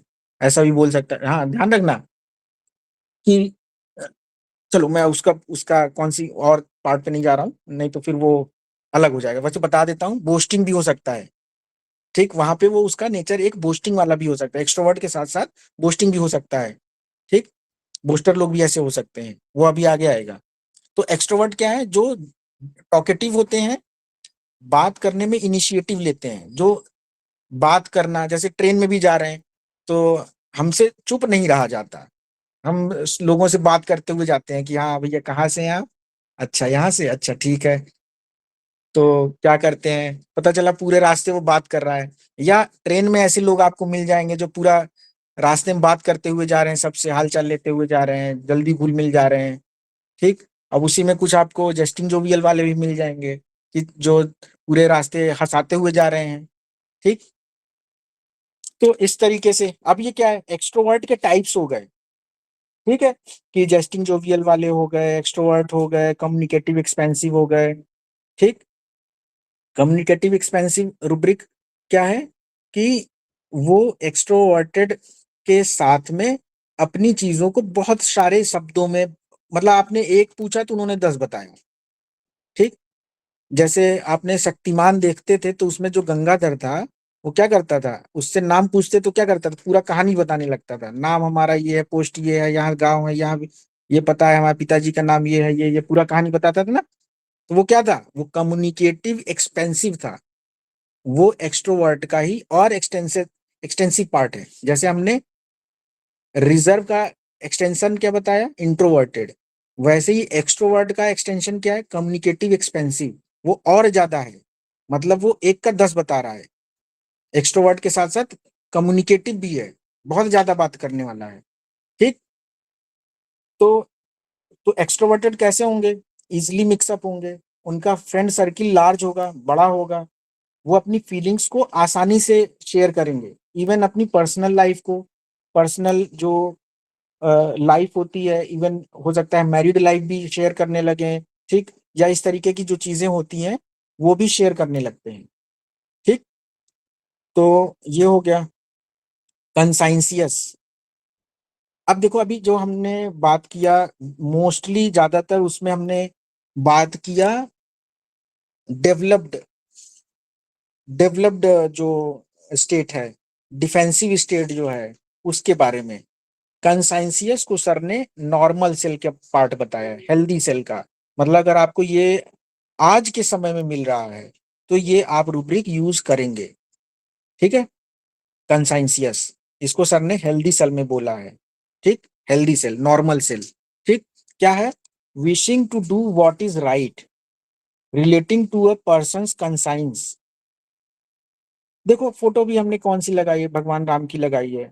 मतलब आप फोटो देख के ही सारा समझ जाते हो कि हाँ, इन्होंने अपने जीवन में सभी चीजें मर्यादा में रहते हुए की। क्या बोला जाता है, मर्यादा पुरुषोत्तम भगवान राम, ठीक। सही और गलत का ध्यान रखा इन्होंने कि इनसे कभी कोई चीज गलत ना हो, कभी किसी को तकलीफ ना हो। तो इन्होंने ये पूरे लाइफ में अपने जीवन में ध्यान रखा इन चीजों का कि सही क्या है, गलत क्या है, ठीक। कंसाइंसियस मतलब अंतर आत्मा का ध्यान होना, ठीक। अंतर आत्मा से चीजें पता हो कि हम कर क्या रहे हैं, ठीक। Relating to a person's conscience, ठीक। पर्सन्स के कंसाइंस को जो रिलेट करे, ठीक है। तो इसको आप पहचानने के लिए कुछ चीजें हैं जो आप देखोगे तो लोगों में मिल जाएगा। जैसे ड्यूटी टुवर्ड्स सोसाइटी, मतलब ऐसे लोग जो हैं वो सोसाइटी के प्रति ड्यूटीफुल होंगे। ठीक। Duty towards family, duty towards work. अब ड्यूटी टुवर्ड्स सोसाइटी का मतलब देखो, समझो ऐसे रेलवे स्टेशन पे हो, ठीक, कुछ लोग हैं कुरकुरे खाए, पन्नी जो है वहीं पे फेंक दिए, बादाम मूंगफली खाए वहीं पे फेंक दिए, ठीक, छिलका उसका वहीं फेंक दिए, फैला दिए, ट्रेन में भी ट्रैवल कर रहे हैं तो फेंक दिए। लेकिन कुछ लोग वहीं पे जो कंसाइंस वाले बंदे हैं वो क्या कर रहे हैं, वो उसको सही जगह पे डिस्पोज कर रहे हैं, सही जगह पे फेंक रहे हैं। इवन सबको एडवाइस भी कर रहे हैं कि नहीं ऐसे नहीं, इसको जाके डस्टबिन में डालिए। वो ढूंढेंगे जो कंसाइंस वाले बंदे होंगे, ठीक, कि आप इसको सही जगह पे फेंकिए। ठीक वैसे ही फैमिली के टूवर्ड्स भी है कि पता चल रहा है ऑफिस में तो वो बड़े अच्छे हैं लेकिन फैमिली में अच्छे नहीं है, फैमिली में गाली गलौज कर रहे हैं, मार रहे हैं, पीट रहे हैं, गलत व्यवहार कर रहे हैं। ठीक। तो ऐसे ऐसे लोग जो फैमिली के लिए टूवर्ड्स भी कैसे हों, ड्यूटीफुल हों, कि फैमिली की पूरी रिस्पॉन्सिबिलिटीज पूरी कर रहे हैं, ध्यान दे रहे हैं, जो उनका कर्तव्य वो पूरा कर रहे हैं। ठीक। कर्मयोगी शब्द आता है, कर्मयोगी, कंसाइंसियस के लिए शब्द आता है कर्मयोगी। ठीक है। ड्यूटी टुवर्ड्स वर्क, ठीक, कि बीमार हैं लेकिन फिर भी सोच रहे हैं कि मुझे अपना ड्यूटी करना चाहिए, आज अगर हम नहीं जाते हैं तो बहुत सारे लोगों को दवाई नहीं दे पाएंगे, बहुत दूर दूर से लोग आएंगे, लौट जाएंगे, तो लोगों को तकलीफ होगी, तो इन चीजों का ध्यान रहता है। गया वो क्लिनिक पे, दवाई दे दिया, लोगों को दवाई दिया, बीमार है फिर भी गया।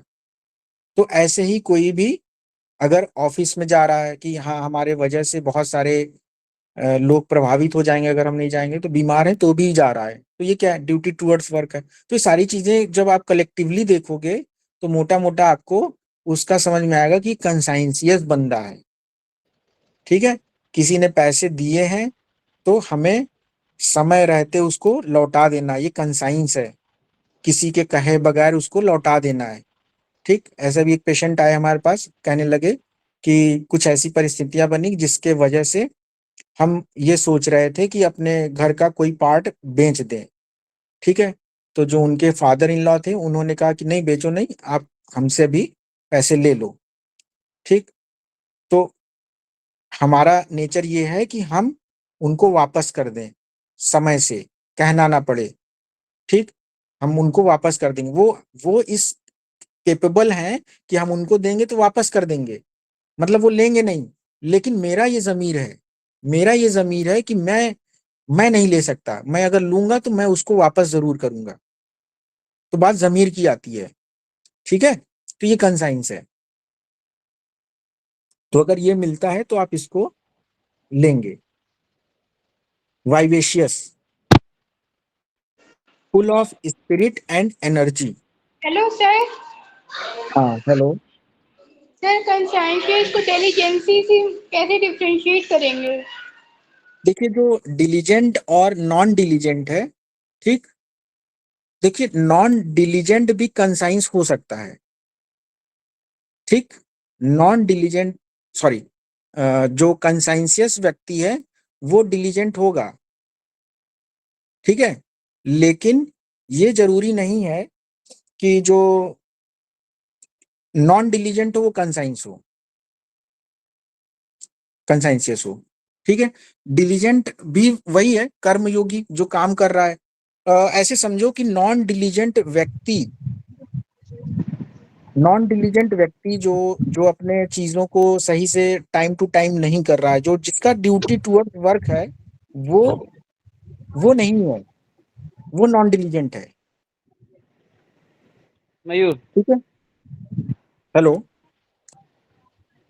कंसेंसियस ब्रॉड स्पेक्ट्रम में है ना। डिलीजेंट जो है कंसेंसियस का एक पार्ट है। डिलीजेंसी वर्क को लेके होती है, किसी का सिर्फ कार्य को लेके है डिलीजेंसी।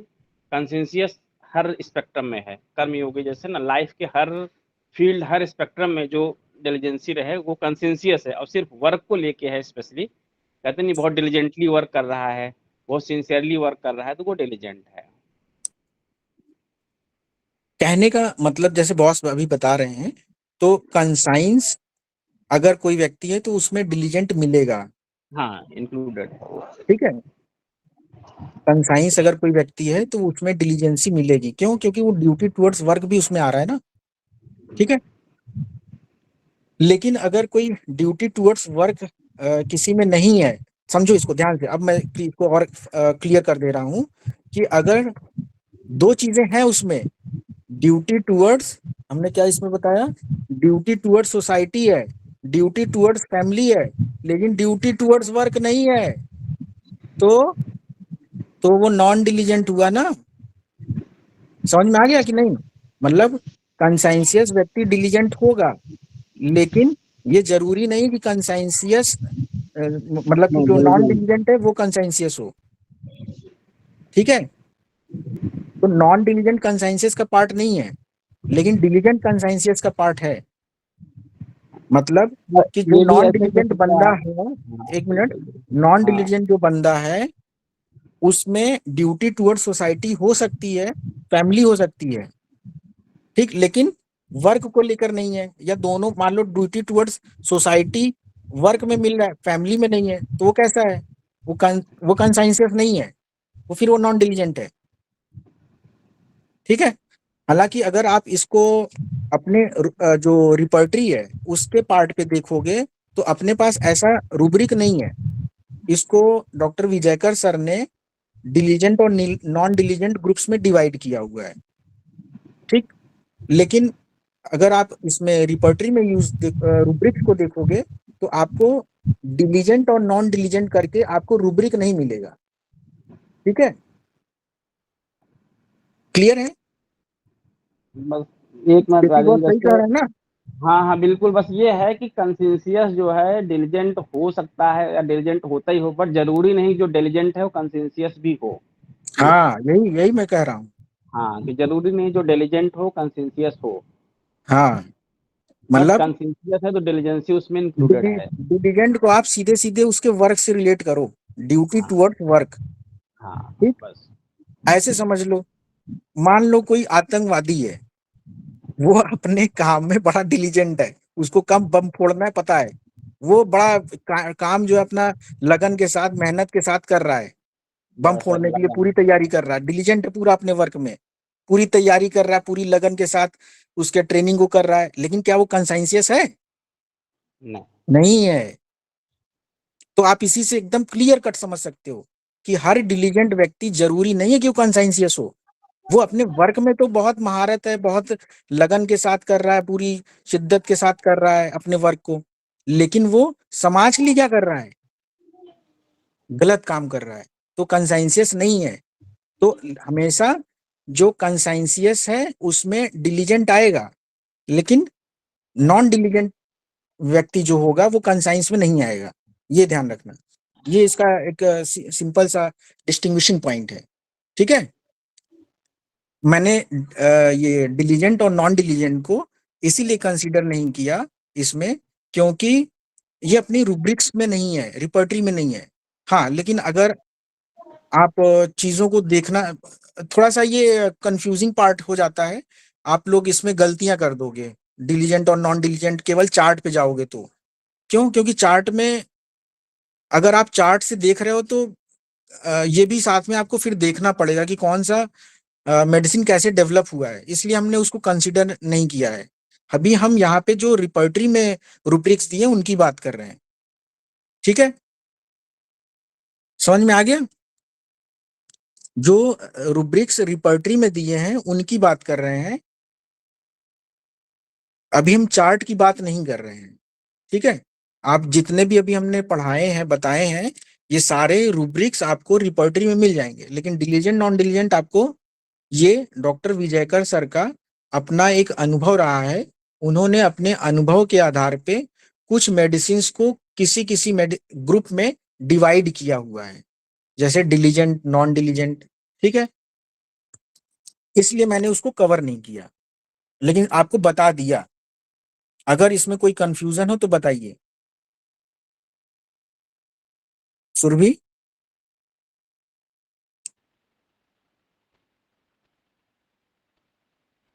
हेलो। आगे समझ में। ठीक, तो हम लोग बात कर रहे थे वाइवेशियस का। वाइवेशियस है जिंदा दिल, खुश मिजाज, full of life, full of energy, full of spirit. ठीक, मतलब पूरी एनर्जी भरी हुई हो उसके अंदर, जिंदा दिल इंसान, वाइवेशियस का मतलब है। ठीक है,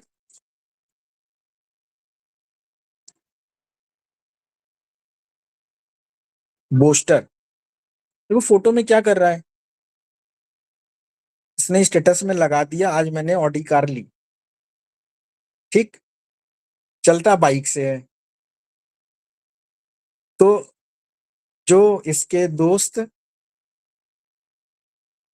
गांव में है, विलेज में है, उनको इसने बता रखा है कि आज मेरा वहां पे नौकरी है, बहुत बड़ी मल्टीनेशनल कंपनी है, वहां पे सब मैनेजर की पोस्ट है हमारी, सब नौकर वगैरह रहते हैं, एसी चलती है, बढ़िया रूम में बैठे रहते हैं, कुछ नहीं करना होता है।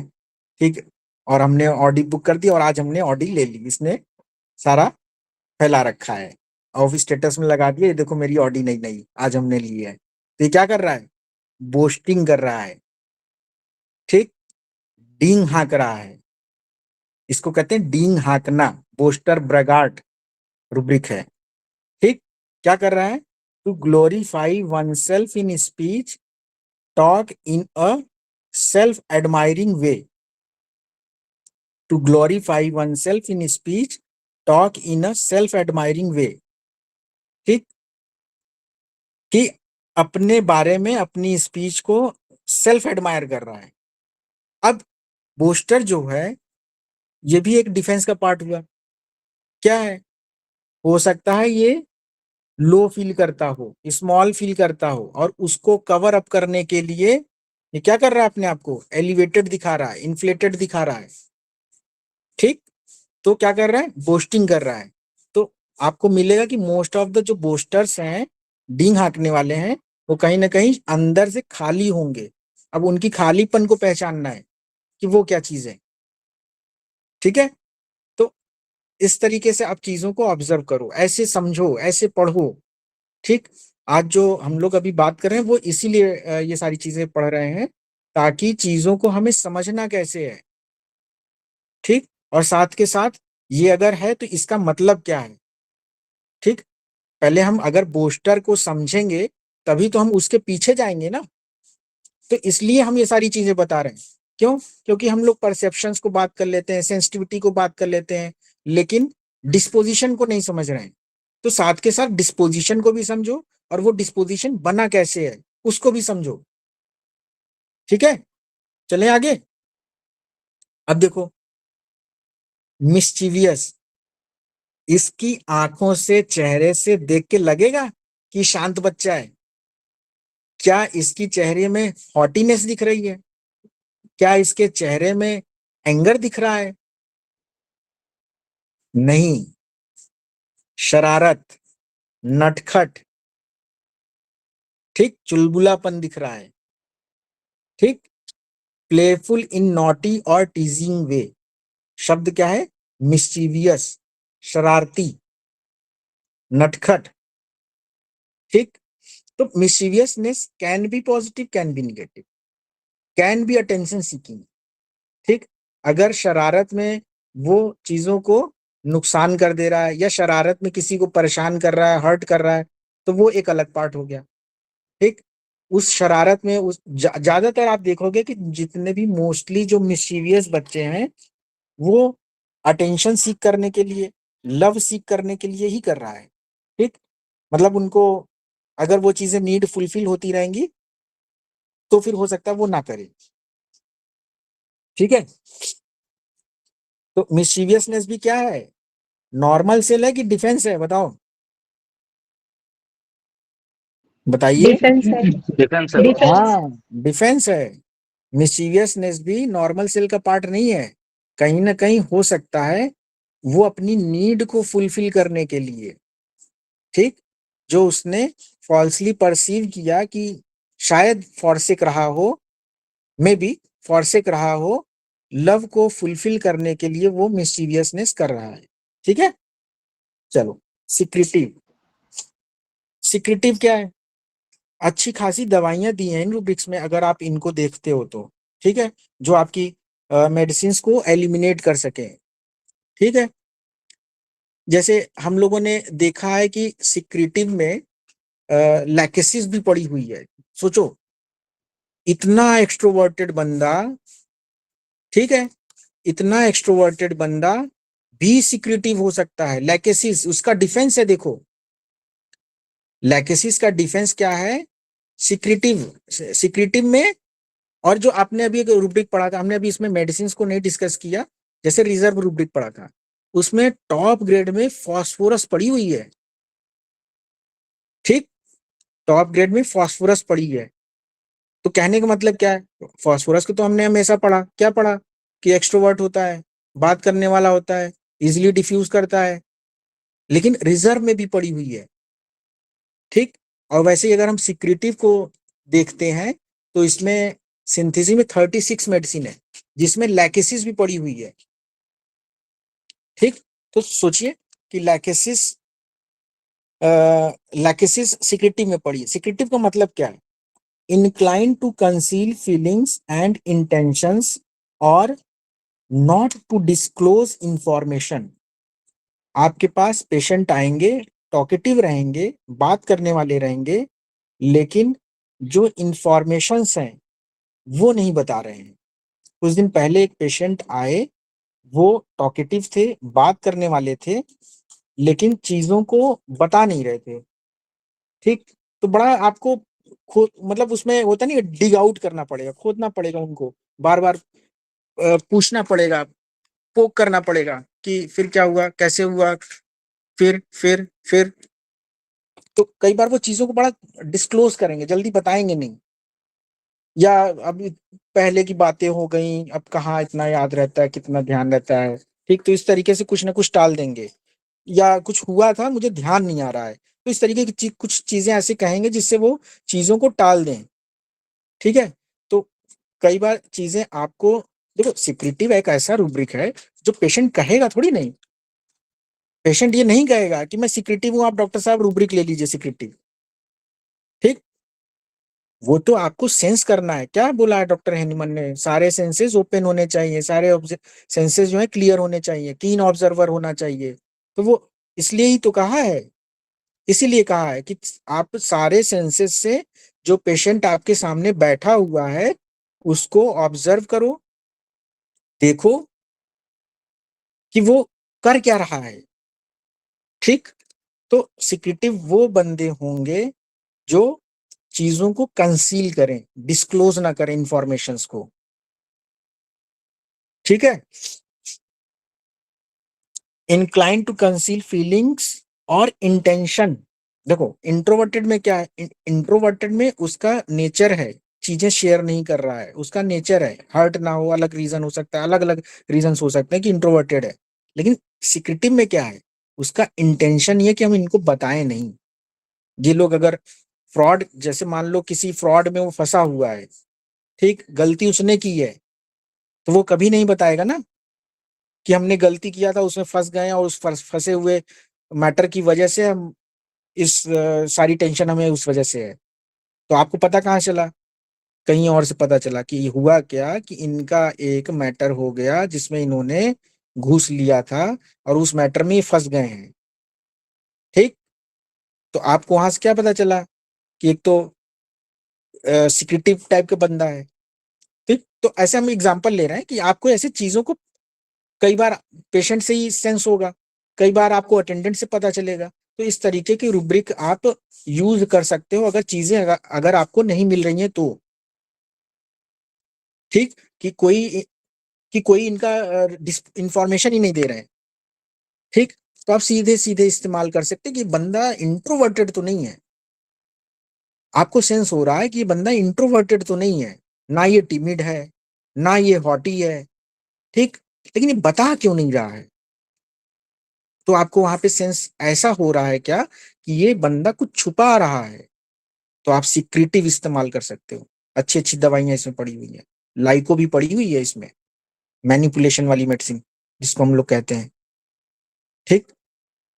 नेट्रम्यूर पड़ी है, ब्राइटा कार पड़ी हुई है, ठीक। कंप्लीट डायनेमिक्स में लैकेसिस नहीं है, ध्यान रखना, लैकेसिस सिंथेसिस में है, ठीक है। तो लाइको कैन बी सिक्रेटिव। चलिए यहां तक क्लियर। बॉस जी, सिंपैथेटिक, हाँ। बॉस जी, ये जो डिस्पोजिशन है वो जो ये हम चार्ट पढ़े हैं कि जो हेल्दी सेल होती है, फिर सेंसिटिव फॉल्स परसेप्शन आता है, फिर सेंसिटिव और फिर डिफेंडेड, डिफेंडिंग, डाइंग। तो जो डिस्पोजिशन है वो इसमें से कौन से स्टेट में लिया जाता है, डिफेंडेड में, या फिर वो नहीं कौन नहीं से स्टेट हाँ, पे आता मैं है? समझ गया।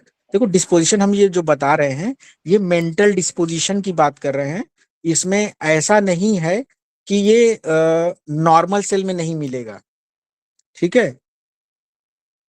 ऐसा नहीं है कि ये नॉर्मल सेल में नहीं मिलेगा, ये सेंसिटिविटी में भी मिल सकता है, सेंसिटिव स्टेट में भी मिल सकता है, और डिफेंडिंग एंड डिफेंडेड में भी मिल सकता है, ठीक। डाइंग में भी मिल जी, सकता मतलब है, डाइंग में भी मिल कहीं सकता भी है। हो अभी सकता जैसे है। अभी हाँ, अब किसी में भी हो सकता है। जैसे अभी हम एक रुब्रिक इसमें आगे आएगा, वो डाइंग स्टेट में आता है और वो मैं बताऊंगा, ठीक है। वो डाइंग स्टेट में भी आ जी, सकता है। जैसे अभी हमने कंसाइंसियस पढ़ा, तो वो ऐसा नहीं कि डिफेंडिंग या डिफेंडेड में ही आएगा, वो हमने किस में बताया, नॉर्मल सेल में, हेल्दी सेल में। तो ये जो हम बता रहे हैं ये एज ए जनरल बता रहे हैं कि इसमें हम सारे मेंटल डिस्पोजिशंस को डिस्कस कर रहे हैं। कुछ उसमें डिस्पोजिशन ऐसे होंगे जो नॉर्मल सेल के भी पार्ट हो सकते हैं, कुछ डिफेंस के भी पार्ट हो सकते हैं। इसीलिए हमने एक स्लाइड में लिखा था, ये अपने आप से इंक्वायर करिए whether it is part of इनेट character और डेवलप्ड, ठीक। तो ये चीजों को जब जैसे जैसे आप पढ़ोगे समझोगे तो समझ में आएगा कि हाँ ये उसका इनेट कैरेक्टर है या डेवलप्ड है। जैसे कंसाइंसिस हमने आपको बताया कि नॉर्मल सेल का पार्ट है, हेल्दी सेल का है। डिक्टेटर बताया तो ये बताया कि डिफेंडिंग पार्ट का है, ठीक। तो ऐसे ही आपको चीजों को धीरे जी, धीरे जब आपको चीजें पता चलेंगी तो आपको पता चलेगा कि हाँ ये किस पार्ट में आ रहा है, जी, ठीक है। जी बॉस जी। तो सिंपैथेटिक, सिंपैथेटिक का मतलब है, देखो इस इमेज में भी एक बंदा उसको कुछ दे रहा है, पैसे दे रहा है, ठीक। डेफिनेशन क्या है, of or denoting an effect which arises in response to a similar action elsewhere. मतलब ऐसी चीजों को डिनोट करे जो सिमिलर एक्शन कहीं अराइज हो किसी दूसरे में, सिमिलर एक्शन मतलब क्या है, सिंपैथेटिक का एक दूसरा वर्ड आता है हमदर्दी। मतलब हमदर्दी का मतलब क्या है, मतलब उसका दर्द हमें भी महसूस हो रहा है, ठीक। उसकी जो तकलीफ है वो हमें महसूस हो रही है, हमदर्दी महसूस हो रही है उसके लिए। मतलब वो जो जो पेन वो महसूस कर रहा है वही पेन मुझे भी महसूस हो रहा है, तभी तो हमदर्दी हुई, ठीक। तो ये भी वही कह रहा है, of or denoting an effect which arises in response to a similar action elsewhere. कहीं और पे वो एक्शन हो रहा है लेकिन वो अराइज वहीं से हो रहा है और हमें महसूस हो रहा है, उसका इफेक्ट हमें आ रहा है, ठीक।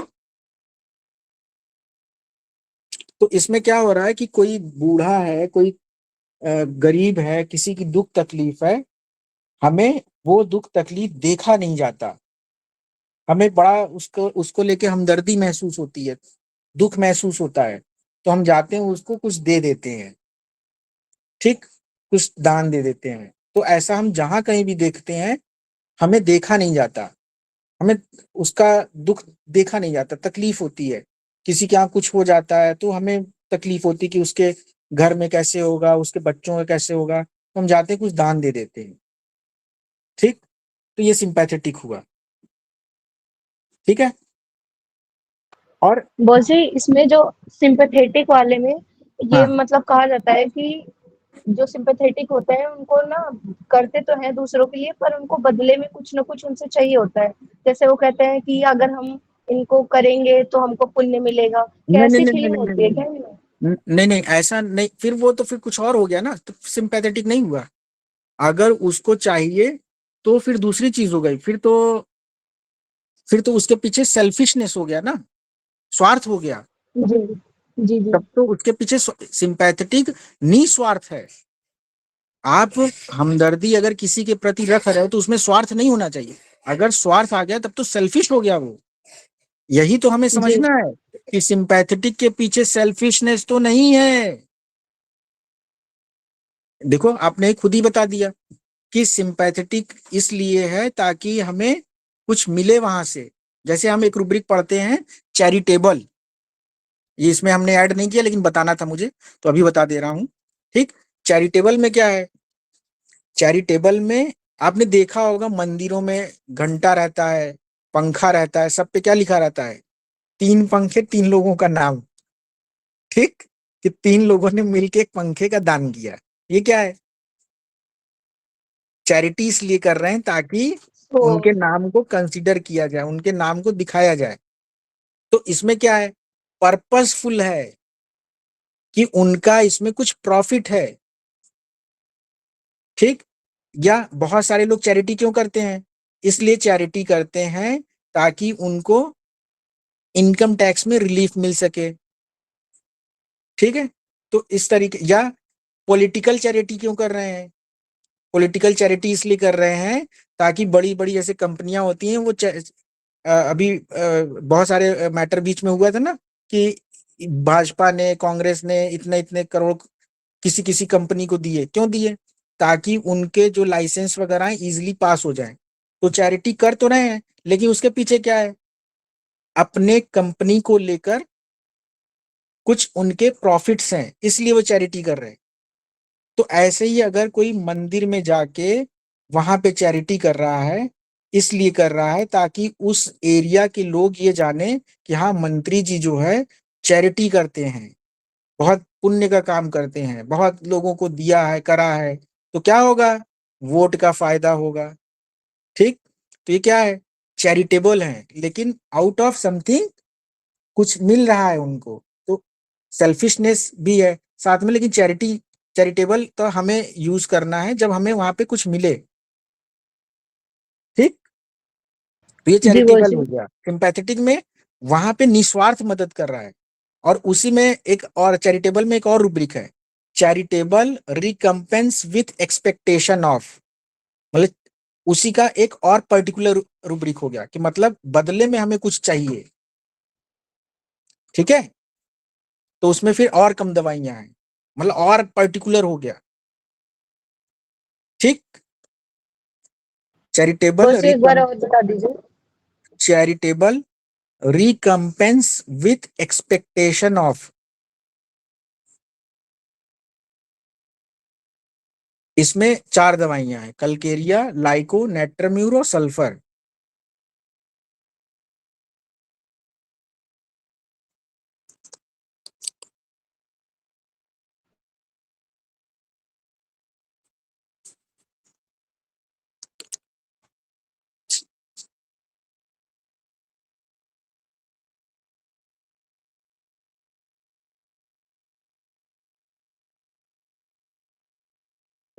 जी, वो जी।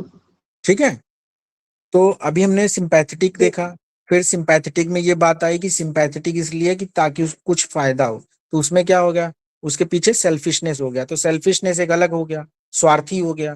ठीक, फिर हमने पढ़ा चैरिटेबल। चैरिटेबल में अगर कोई दान दे रहा है तो उसके पीछे कुछ उसका पर्पस है, चैरिटी कर रहा है। ठीक, फिर एक रूब्रिक है बेनीवोलेंस। बेनीवोलेंस में देखो ये किसी डूबते हुए व्यक्ति को बचा रहा है। ठीक, अब ये जो बचा रहा है इसको तैरने आता है। ठीक, तब तो ये अगर कर रहा है तो हो सकता है ये सिंपैथेटिक वाला बंदा हो। ठीक, कि हाँ डूबते हुए व्यक्ति को इसलिए बचा रहा है क्योंकि इसको तैरने आता है। उसको लगा कि अरे यार ये तो मर जाएगा, बचेगा नहीं। ठीक है, तो वो गया उसकी मदद करने की, जल्दी से बचाओ नहीं तो ये तो डूब जाएगा, मर जाएगा, इसको किसी तरीके से बचाओ, तो वो सिंपैथेटिक हो गया। लेकिन अगर मान लो इसको तैरने नहीं आता और ये बचाने चला जाए, तो ये क्या है?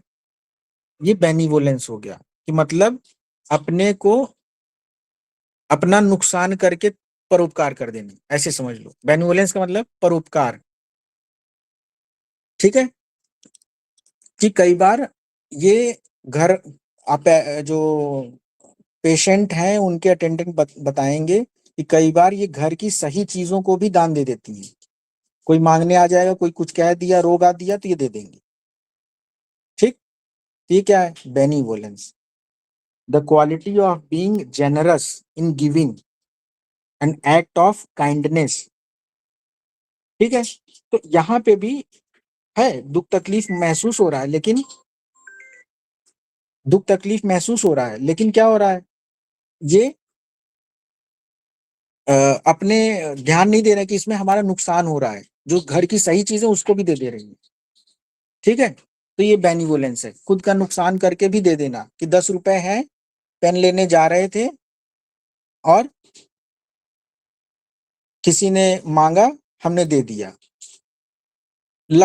कई बार पेशेंट ऐसे आएंगे, कहेंगे कि हम कंट्रोल नहीं कर पाते, हमसे कोई मांग लिया, हम अपने जरूरत का, हमारा काम भले पीछे हो जाए, ठीक, हम दे देते हैं, मदद कर देते हैं, भले हमारा नुकसान हो जाए। कई बार हमें लगता भी है कि बाद में कि अरे दे दिया, लेकिन मतलब हो जाता है हमसे ऐसे, ठीक है।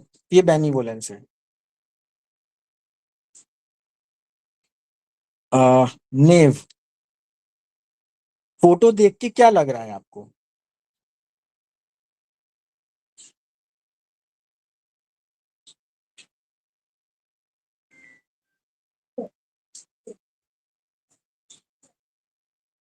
फोटो देख के क्या लग रहा है? भोला भाला लग रहा है, ठीक। तो नेव का जो मतलब है अनुभवहीन, ठीक।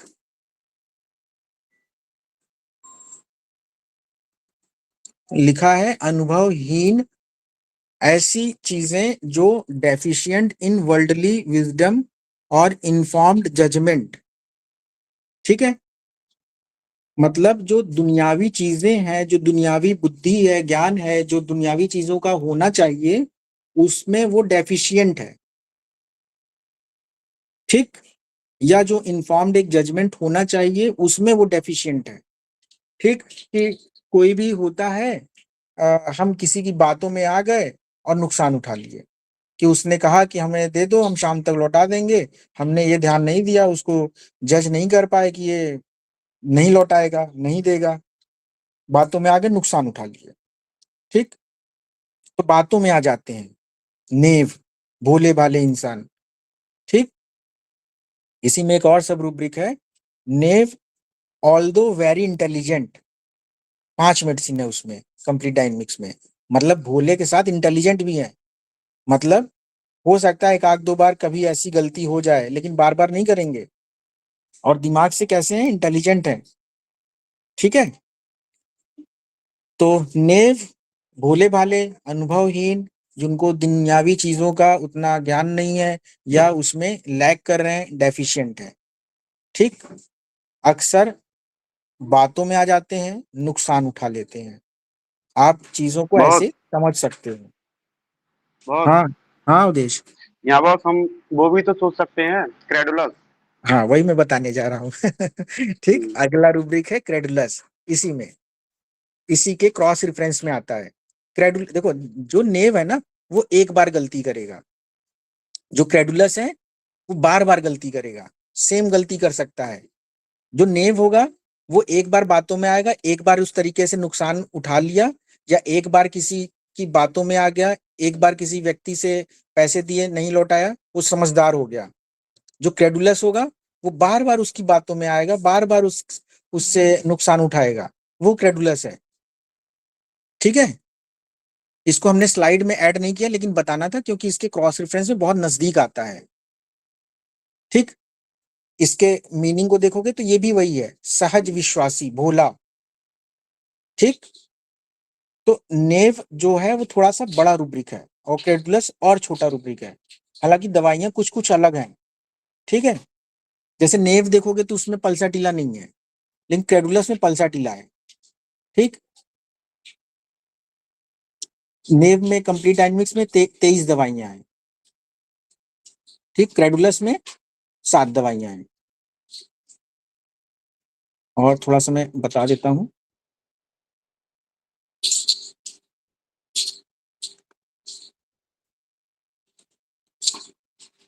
देखो 23 दवाइयों में केवल एक दवाई कॉमन है जो क्रेडुलस और नेव में है, बेलाडोनिन।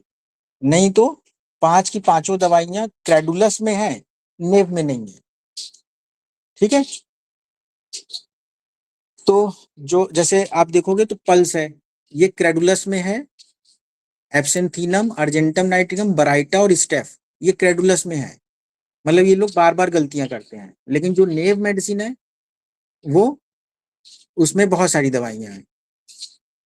ठीक, जैसे हायोसाइमस पड़ी हुई है, वरेट्रम पड़ी हुई है, ठीक, सल्फर पड़ी हुई है, ये सब नेव हैं, लेकिन बार बार बातों में नहीं आते, बार बार नुकसान नहीं उठाएंगे। लेकिन पल्साटिला क्रेडुलस में पड़ी हुई है, तो भोली भाली के साथ में वो बार बार गलतियां वही करती है, बार बार बातों में आ जाती है। ठीक है, तो देखो ये सब सारी चीजें जो हम बता रहे हैं, ये कभी भी एंट्री पॉइंट नहीं बनाना डिजीज के लिए। ध्यान रखना, बहुत इंपॉर्टेंट चीज मैंने बताया अभी।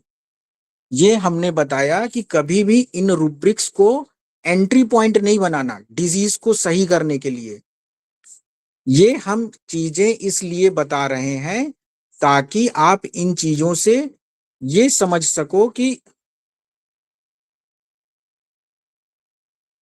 आप चीजों से ये समझ सको कि फोन आ गया था एक, हाँ, चीजों से ये समझ सको कि लिंक टूट गया। मतलब ये जो चीजें हम बता रहे हैं, आप इसको एंट्री पॉइंट नहीं लेना। आप इससे ये समझो कि हमें और चीजों के साथ अगर डिस्पोजिशन में ये उसका खास ट्रेट या कैरेक्टर मिल रहा है तो साथ में हम इसको कंसीडर कर ले। मान लो कि आपने उस किसी पेशेंट को आपने उसका हैमर्स थ्योरी के अकॉर्डिंग, लाइफ सिचुएशन के अकॉर्डिंग पल्साटिला मेडिसिन आ रही है, ठीक, और आपने देखा कि ये बंदा बार बार बातों में आके बार बार नुकसान वही वैसे ही उठा रहा है, तो फिर आप इसको साथ में क्रेडुलस के साथ पल्साटिला दो। आपने देखा कि सारी दवाइयां आ रही हैं और उसमें माइल्ड कैरेक्टर का नेचर है इसका, तो आपने फिर आपके दिमाग में क्या जाना चाहिए कि माइल्ड भी है, हॉट भी है, थर्स्टलेस भी है और पल्साटिला भी आ रही है, तो दो उसको पल्साटिला। लेकिन वहीं पे आपको नक्स और पल्साटिला आ रही है, बंदा माइल्ड है, तो आप कौन सी देंगे बताइए? नक्स और पल्साटिला दोनों आ रही है। पल्साटिला भी चिली हो सकती है, नक्स भी चिली है, लेकिन जो कॉन्स्टिट्यूशन है हमारा वो नॉन एंग्री है, माइल्ड है, तो हम पल्साटिला ही तो देंगे, उसको नक्स थोड़ी ना उठा के दे जी देंगे। जी ठीक है, दोनों का स्फीयर ऑफ एक्शन क्या है? जीआईटी है। ठीक, तो इस तरीके से हमें चीजों को समझना होगा कि हाँ, मेजॉरिटी में चीजें कैसी दिख रही हैं, नक्स और पल्साटिला, नक्स पल्साटिला सब आ रहा है, लेकिन डिस्पोजिशन कैसा है उसका, तो हमें यहाँ पे डिस्पोजिशन से हम मेडिसिन को अलग कर सकते हैं, इसलिए इसका इंपॉर्टेंस है। लेकिन आप केवल माइल्ड से एंट्री ले और केवल माइल्ड है इसलिए पल्साटिला दे दे, गलत। क्यों? क्योंकि माइल्ड में अभी आपको बताएं कितनी दवाइयां हैं, 200 के ऊपर दवाइयां हैं माइल्ड में। आप सोचते हैं कि माइल्डनेस में 170 दवाइयां, देखो ठीक, माइल्ड में देखो अगर हम बताएं तो देखो नक्स भी पड़ी हुई है टॉप ग्रेड में, वो भी ठीक। लेकिन हमें और भी चीजों के साथ देखना है ना।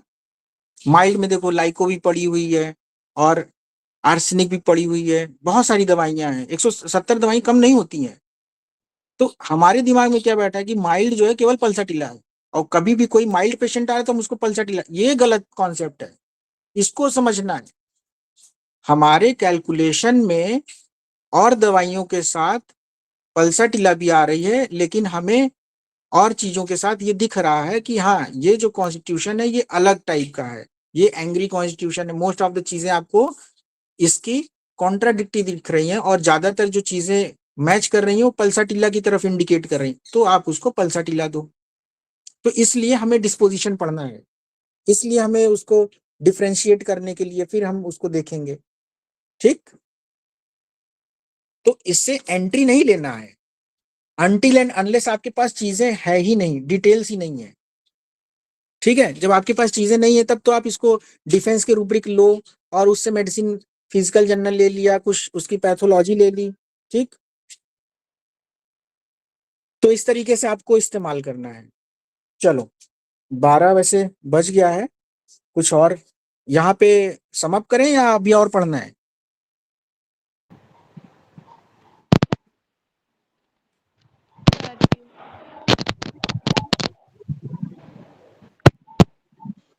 चलो थोड़ी देर और बता देते हैं, 10 मिनट लेट शुरू हुआ था। ठीक है, तो malicious very simple, malicious vindictive rubric और रिवेंजफुल। रिवेंजफुल का मतलब है बदला लेने की भावना। पेशेंट मिलेंगे आपको, कहेंगे कि मारूंगा जरूर उसको, मैं उसने मेरे साथ गलत किया है, उसको मारूंगा जरूर, उससे बदला जरूर लूंगा। ठीक, या कई बार बता भी देंगे लोग कि डायरेक्टली नहीं, लेकिन हम उसका कुछ ना कुछ नुकसान जरूर करते हैं, उसका पैंट काट देंगे, कहीं कुछ नुकसान कर देंगे। ठीक, ठीक है केपी बॉस।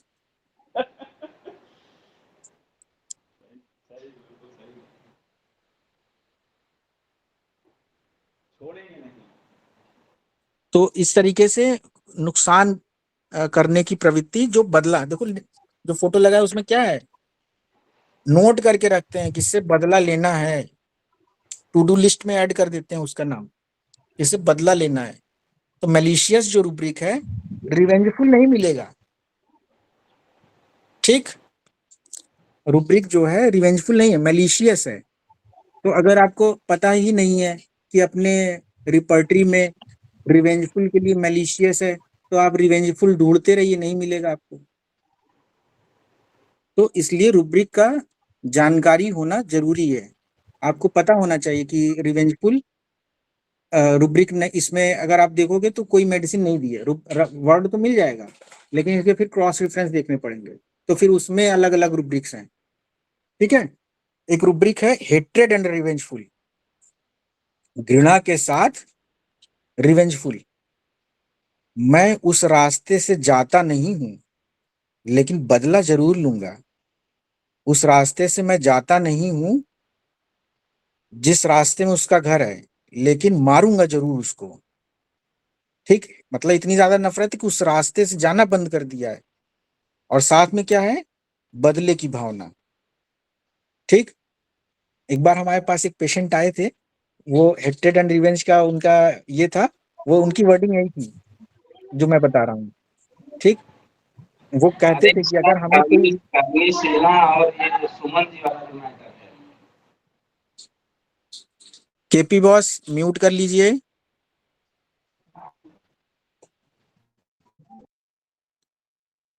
हाँ, मैं ये कह रहा था कि एक एग्जाम्पल, एक पेशेंट हमारे पास आए थे, उनके वर्डिंग्स ही यही थे कि उनकी किसी से रंजिश थी, और वो ये कहते थे कि मैं उस रास्ते से जाता नहीं था।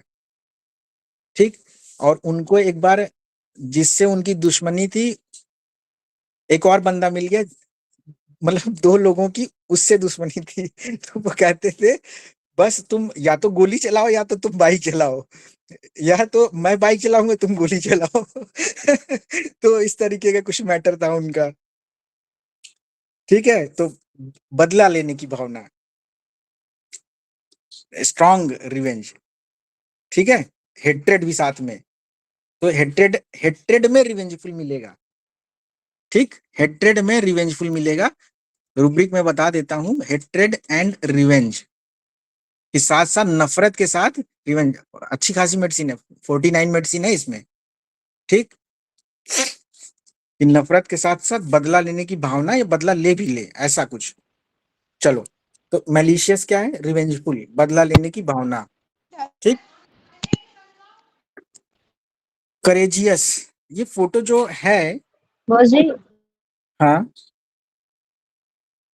बॉस जी, ये जो नेव और मेलिशियस थे, ये हेल्दी स्टेट के रूब्रिक है ना?